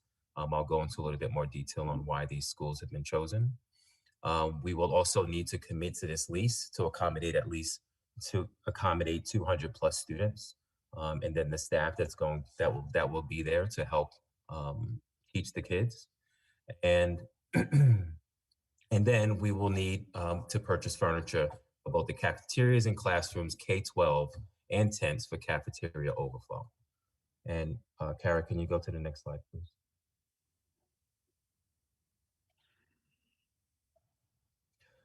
So just some rough numbers for the board and the community estimates. And so for staffing and supplies, we are looking at hiring 15 teachers at the high school level and asking 2 existing staff members to teach an additional class to address graduation requirements. We will need to hire 20 teachers for our elementary schools, including including 2 special education, I'm sorry, that 22 teachers include special education and ESL teachers, 2 PPS staff for the site as well, and whatever other support staff we might need for the Brookfield expansion. And then, of course, we'll need to outfit all of those classrooms in Brookfield, and any additional classes we'll be adding on in the district, which again, I'll speak to a little bit further on, in supplies and additional classrooms added district-wide at an estimated cost of $3.4 million. Lease and furniture. And so lease and tents for the high school and the middle school to address safety, while maintaining social distancing, purchasing desk at the elementary and secondary schools to accommodate social distancing, committing to the lease will come to an estimated $1.8 million. Last but not least, transportation. It appears we will need at least 10 additional buses for the fall, in which 5 will be needed just for the Brookfield expansion, so students won't have to be on those rides too long. And then 5 additional buses will also be needed for overall growth in the district. These costs are based on current pricing from the Transportation Authority. This comes at a total cost of $5,900,083. And And so I just want to go back to, um, in summary, and I want to revisit why we've identified South Street, Ellsworth, and Stadley Ruff as schools to move those kindergarten sites to Brookfield, and then why kindergarten specifically. So one, kindergarten specifically. One, I think as a district, and there's many different ways we could have approached this, but we were having a hard time with the idea of pulling students from a grade where they were moving up or graduating from one of our elementary schools. We were having a hard time trying to come up with a protocol to pull any other grades from a school and why they would be pulled. Dr. Sal had mentioned this previously in previous meetings. The board, I think, is aware that we have sister school arrangements for enrollment and registration purposes. And so just for clarification, a sister school arrangement is, for example, Ellsworth and Great Plain are two sister schools in our district. And so if Ellsworth is experiencing high enrollment in a certain grade, that student and that family, once we have exhausted all of the classroom spaces at Ellsworth, and if there's space at Great Plain, we will then transfer those students or that family to Great Plain. Those sister school arrangements exist all throughout our elementary schools. And so we will continue to exercise those arrangements to handle enrollment increases throughout the district. An additional clarification on the elementary additions. We don't need to hire new teachers for the Brookfield expansion. We need to hire 16 additional teachers that will be that will backfill certain spaces throughout the district. So, for example, this board is aware that we opened up the Granville Academy this year for our pre-K program. Those classes previously were in Great Plain and Haystown. The district is looking to backfill those classrooms with additional sections. So we have the space. And so we'll be looking to bring on 4 sections in those 2 sections at each school next year. Kindergarten is one of them. Grade 2 is another grade. And then in Stephanie's school, at Haystown Elementary School, we'll bring in, I believe it's grade 2 and grade 4 as well. And so throughout the rest of the elementary schools, we have 12 more FTEs or teachers that we'll be looking to hire. Those classrooms will be in Shelter Rock. We will be adding an additional section. South Street will be adding 1 section. We will be adding 2 sections at Stadley Ruff. We'll be adding a section at Park Avenue. We'll be adding a section at, I've already mentioned Haystown. We'll be adding a section at Pembroke. We'll be adding 2 sections at Great Plain, 2 sections at Haystown. I may be missing one, but the point being, we will be adding sections at multiple sites throughout the district in our elementary schools. In addition to moving these 11 sections out of our district so that Ellsworth, which is already overcrowded, to make sure that they can, number one, have space for their support staff, because we were maximizing, in our attempt to maximize every space in that school. We found when we were done with the exercise of what the reopening would look like in the fall, we realized at that point we did not have space for our support staff, and we also did not have enough space to safely have our kids in the cafeteria on a daily basis. For those of you who have been through Ellsworth Elementary School, it happens to be one of our smaller cafeterias in the district. We were also evaluating the idea of having a tent outside of Ellsworth, and then at that point just felt like it just was no longer appropriate to consider that as an option. Ellsworth would have been the only elementary school that would have needed a tent outside of its building to have kids safely social distance. So first, Ellsworth was one of our first schools. Again, as everyone on the board is aware, we are looking at breaking ground on the annex building very soon, and we're hoping that is going to be opened up in the fall of next year. So that we thought, number one, it was also made sense to move our kindergarten sections across town, and then they would return and come back into the new building, which is actually being outfitted for kindergarten classrooms.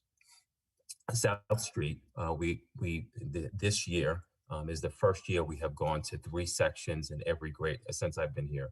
3 sections in every grade level at South Street. One of the classrooms, and so the principal at South Street had 4 sections in 2 of her grades. We reduced that going into this school year. One of those classrooms was actually turned into a nurse's office because we needed a nurse's office for our previously the nurse's office was in the principal's office, and with COVID and trying to make sure we can have a safe space for kids, we had to make sure the nurse's office was in a separate space. It's actually appropriate space that it's in, but it also took up a classroom. And so that was, one of the 2 reasons why we had to reduce the sections at the school. There's still one classroom available at the building, and so we will be looking to take advantage of that one. However, with that said, when going through the exercise of trying to open up South Street for next year, again, we noticed, and at that school, they were already challenged with space for support staff, challenged with space for their cafeteria. They too are one of the smallest cafeterias in the district.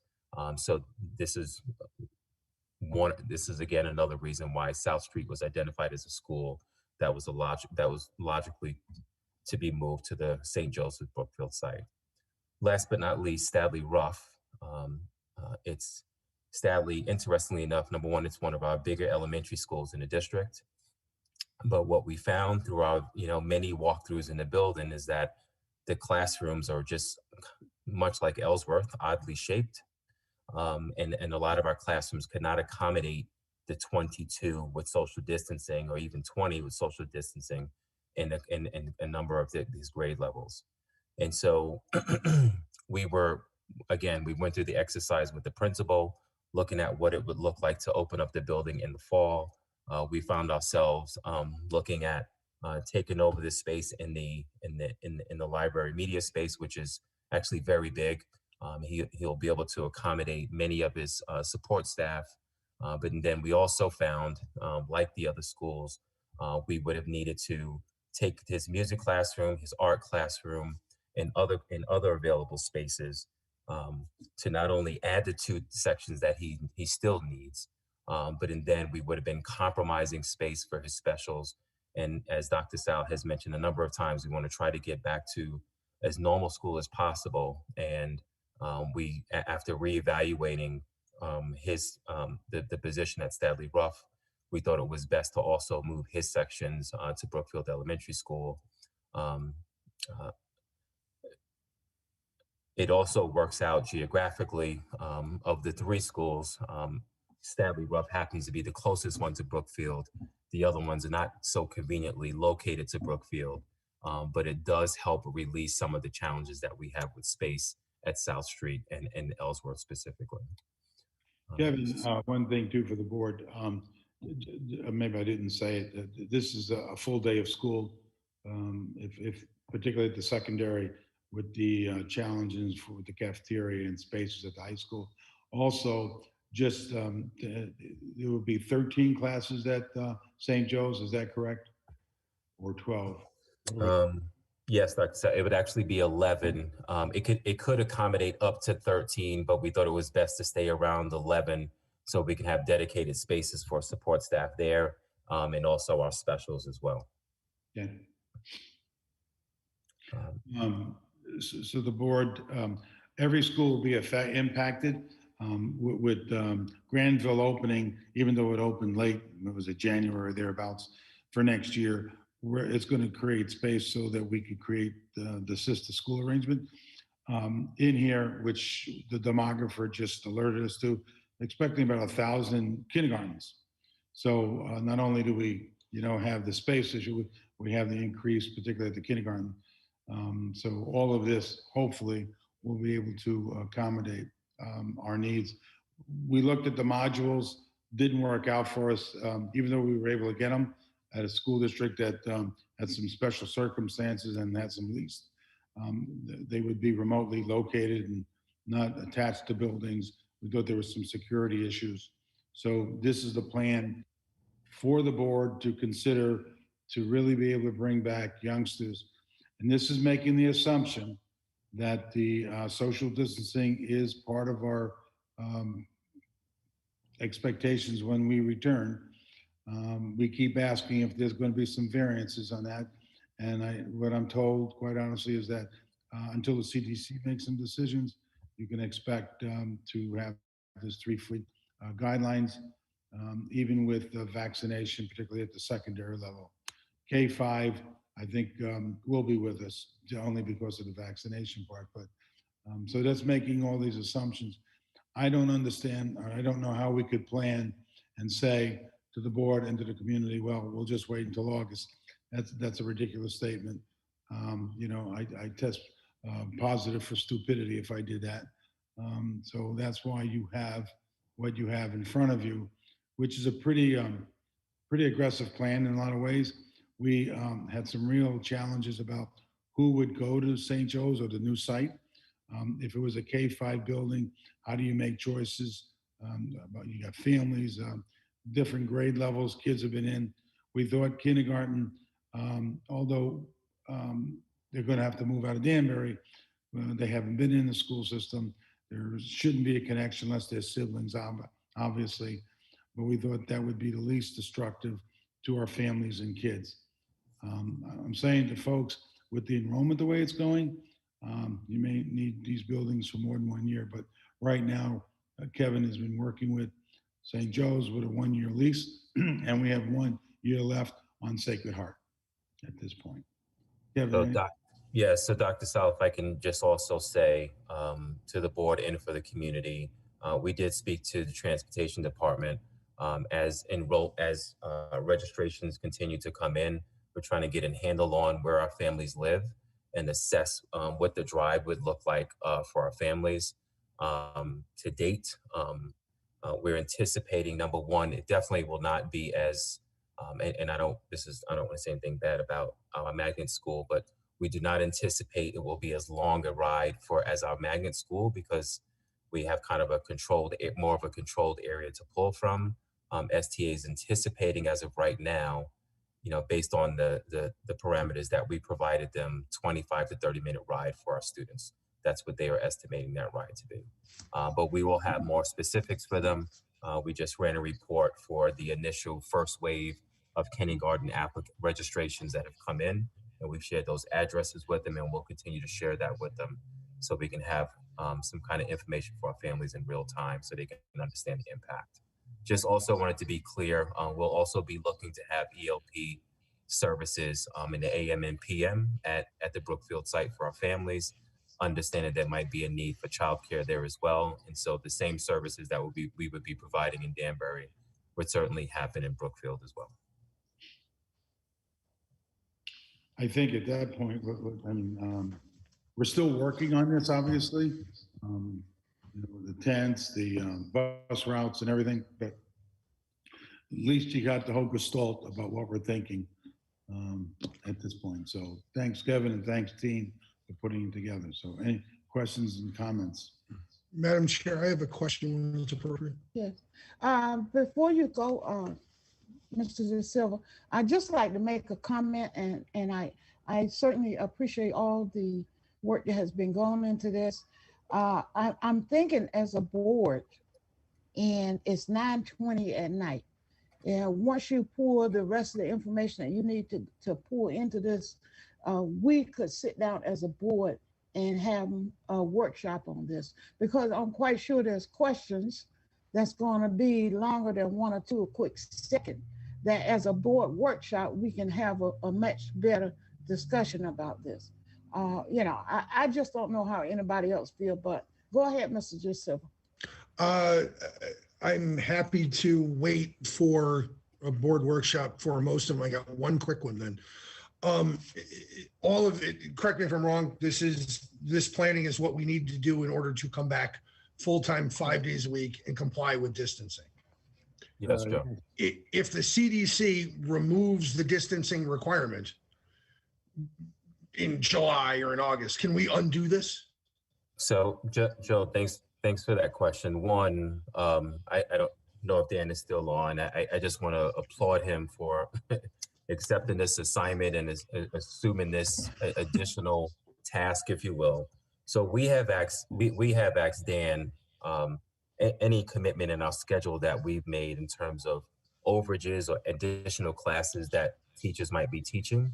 To set up the schedule in a way so at the halfway point in the school year, we can mitigate, any additional investments that we've made and pivot at the middle of the year and come out of that. Joe, more specifically to your question about those other things, in terms of the lease, the commitments to the staff, et cetera, I do not anticipate if we were to hear from the CDC in late July or August. Quite frankly, if we hear in late June, it might be too late for us because we hope to make our hires. We hope to have our lease agreements taken care of. And for year one, quite frankly, I think there's a silver lining in this. We can cut into class size significantly across our K-5 classrooms. There's possibly we can do that also at the high school. It's not ideal. The last thing that I'd want us to spend our money on are tents outside. And so if we don't have to continue leasing tents, and our kids can go in the cafeteria, I think that is something certainly we can undo. But I think there are some benefits to having extra teachers in the system, cutting into class size. I think it's an opportunity for us to mitigate some of the learning challenges that we know our kids are going to have. And they'll get more one-on-one attention. So for year one, we might be locked in, yes. Okay, that's fine. Thank you. But not everything. Okay, perfect. Quick question, if I may. Yes. Kevin, because I don't know any better, is there any social emotional impact on a kindergarten age child being on a bus for an hour a day? Well, there's always could be that possibility. They're so energetic. I think it goes by pretty fast. We're hoping it's not going to be an hour, Al. I think what I heard, the initial model was a half hour. Is that correct? Yeah. So Mr. Russo, we are anticipating, we did evaluate this with an initial evaluation with the STA. And they are projecting a 25 to 30-minute ride. And so, one of the reasons why we have 5 buses for these 3 schools is to make sure our kids are not on the road for, more 30, 40, 50 minutes trying to get to the building. What we also heard in our feedback is because it's not a true magnet school where they have to drive all over the city to pick up students, it's actually not going to be as long as the AIS ride is currently. So it will not be the longest ride for our students in district for sure. Thank you. Gladys, I think if the board's going to have a workshop, I think the community is waiting for something. And, I think I'll make the statement anywhere. We're going to come back 5 days a week. The money in the ESSA, Courtney has been mindful of that and has put it to the side. She's ordered the 10 buses. The staffing, Kevin articulated, these are things that this district should have had to begin with. So at some point, if this workshop could be earlier rather than later, so that we could get information out to our parents, it really is important. I'm glad this is on TV tonight. At least we can get the initial, information out to folks what we're doing. Okay, thank you, Dr. Sim. Unless there's any board members that have any other questions, or, what are your feeling about a workshop? If you guys. Yeah, can I be brief? I think a workshop is excellent. I have a few questions, but just the most pressing is, for me, is there's another surrounding district who is going back full-time, 5 days a week, very soon. And a letter went out to parents, I believe, saying that the 3 feet social distancing recommendation, not requirement, may not be fulfilled in some classrooms. So I don't understand how they can do that. And also, it's such a shame that we can't utilize the distance learning in any way, shape, or form when for some is working so well. And, even before COVID, that was a topic that came up to address the overcrowding. Those are my really quick 2 cents, but I would appreciate a workshop, and I'm available anytime. Any other comments? If not, Dr. Sarah, you want to say something? No, I'll just work with Okay. you to get some, I think, there's some questions, but the sooner we get around this, Right, the better for all of us. right. So thank you. We'll have a side conversation early tomorrow, about the workshop and the information and how you want to get it out, okay? I'm gonna move, if you're finished, Dr. Sarah, I'm gonna move on down to the agenda. My board chairperson report is gonna be very brief, just like for all the board members to look at the future meeting dates. And there will be some extra meeting dates. We're looking forward to working with Ray and Associates, okay? And their first email to me today is they want to meet with the full board. So, it might not be at your convenience, we have to sort of work around everybody's schedule and put this in place. And we know that they're here to work with us to take us through this process. So when you get the call or you get the email, let me know that this date does not work with you before I contact them. Okay? Thank you. If there's nothing else, Madam going. Chair, Yes. I just want, it has comment. I just want to make a comment. I just want to publicly apologize to Courtney for what happened this evening. Personally, we should have, and I'll speak to Aaron about that. I think talking about generalities, coming to a personnel we can identify was not the right thing to do. So I do publicly want to apologize to her, and she could have stepped in this topic. So I just wanted her to know that publicly. Thank you, Dr. Sal. I appreciate that. I want to add to that too, Courtney. I'm very sorry that happened. And publicly, I think she should be reprimanded. Thank you, Kathy. I also appreciate that. Courtney, you know how we feel about you. We know that you're doing a great job, okay? And one of the things that, that we know, whether you might like it or not, you've taken on a humongous job, and at some point, I think this board need to look at, some type of assistance to you and to help with other things. And you first focus on the budget and the money aspect of this board, okay? So I'm sorry that it happened this way. It was out of the norm, and it should not have happened. And I apologize to you, okay? Well, thank you so much, Gladys, and everybody. This district means a lot to me, and the integrity of our information and the people that we work with, and the support and relationship with Aaron as well. So, thank you. I appreciate that, and we'll just keep going forward from here. Okay. Thank you, Courtney. Thank you. Thank you. We need a motion to enter into executive session. So moved, Madam Chair. I'll second. Moved by Joe, seconded by Kate. Thank you. All in favor? Hang on, point of inquiry, Madam Chair. Are we going to have to vote on anything? And if so, do we have to come back into public session? I don't think so. No. Nope. Okay. Okay, so we'll be adjourning directly from executive session. Yes. Right. Okay, I just want to make that point so the Yeah. public knows we're not coming back. Yeah, right. And we got to Okay. switch over to the executive session. Kara, Pump, is there a separate link for everybody? Yes, there's a Yes, yes. separate link. That's why I asked the question. Okay. Thank you. We adjourning? I think we're adjourning. Yes. All those We're in not favor? adjourning. We're not adjourning. We're not adjourning. We're entering We're going to an executive session. We're entering executive session. Session. Thank you, Joe. Motion so carried, okay? See everybody there?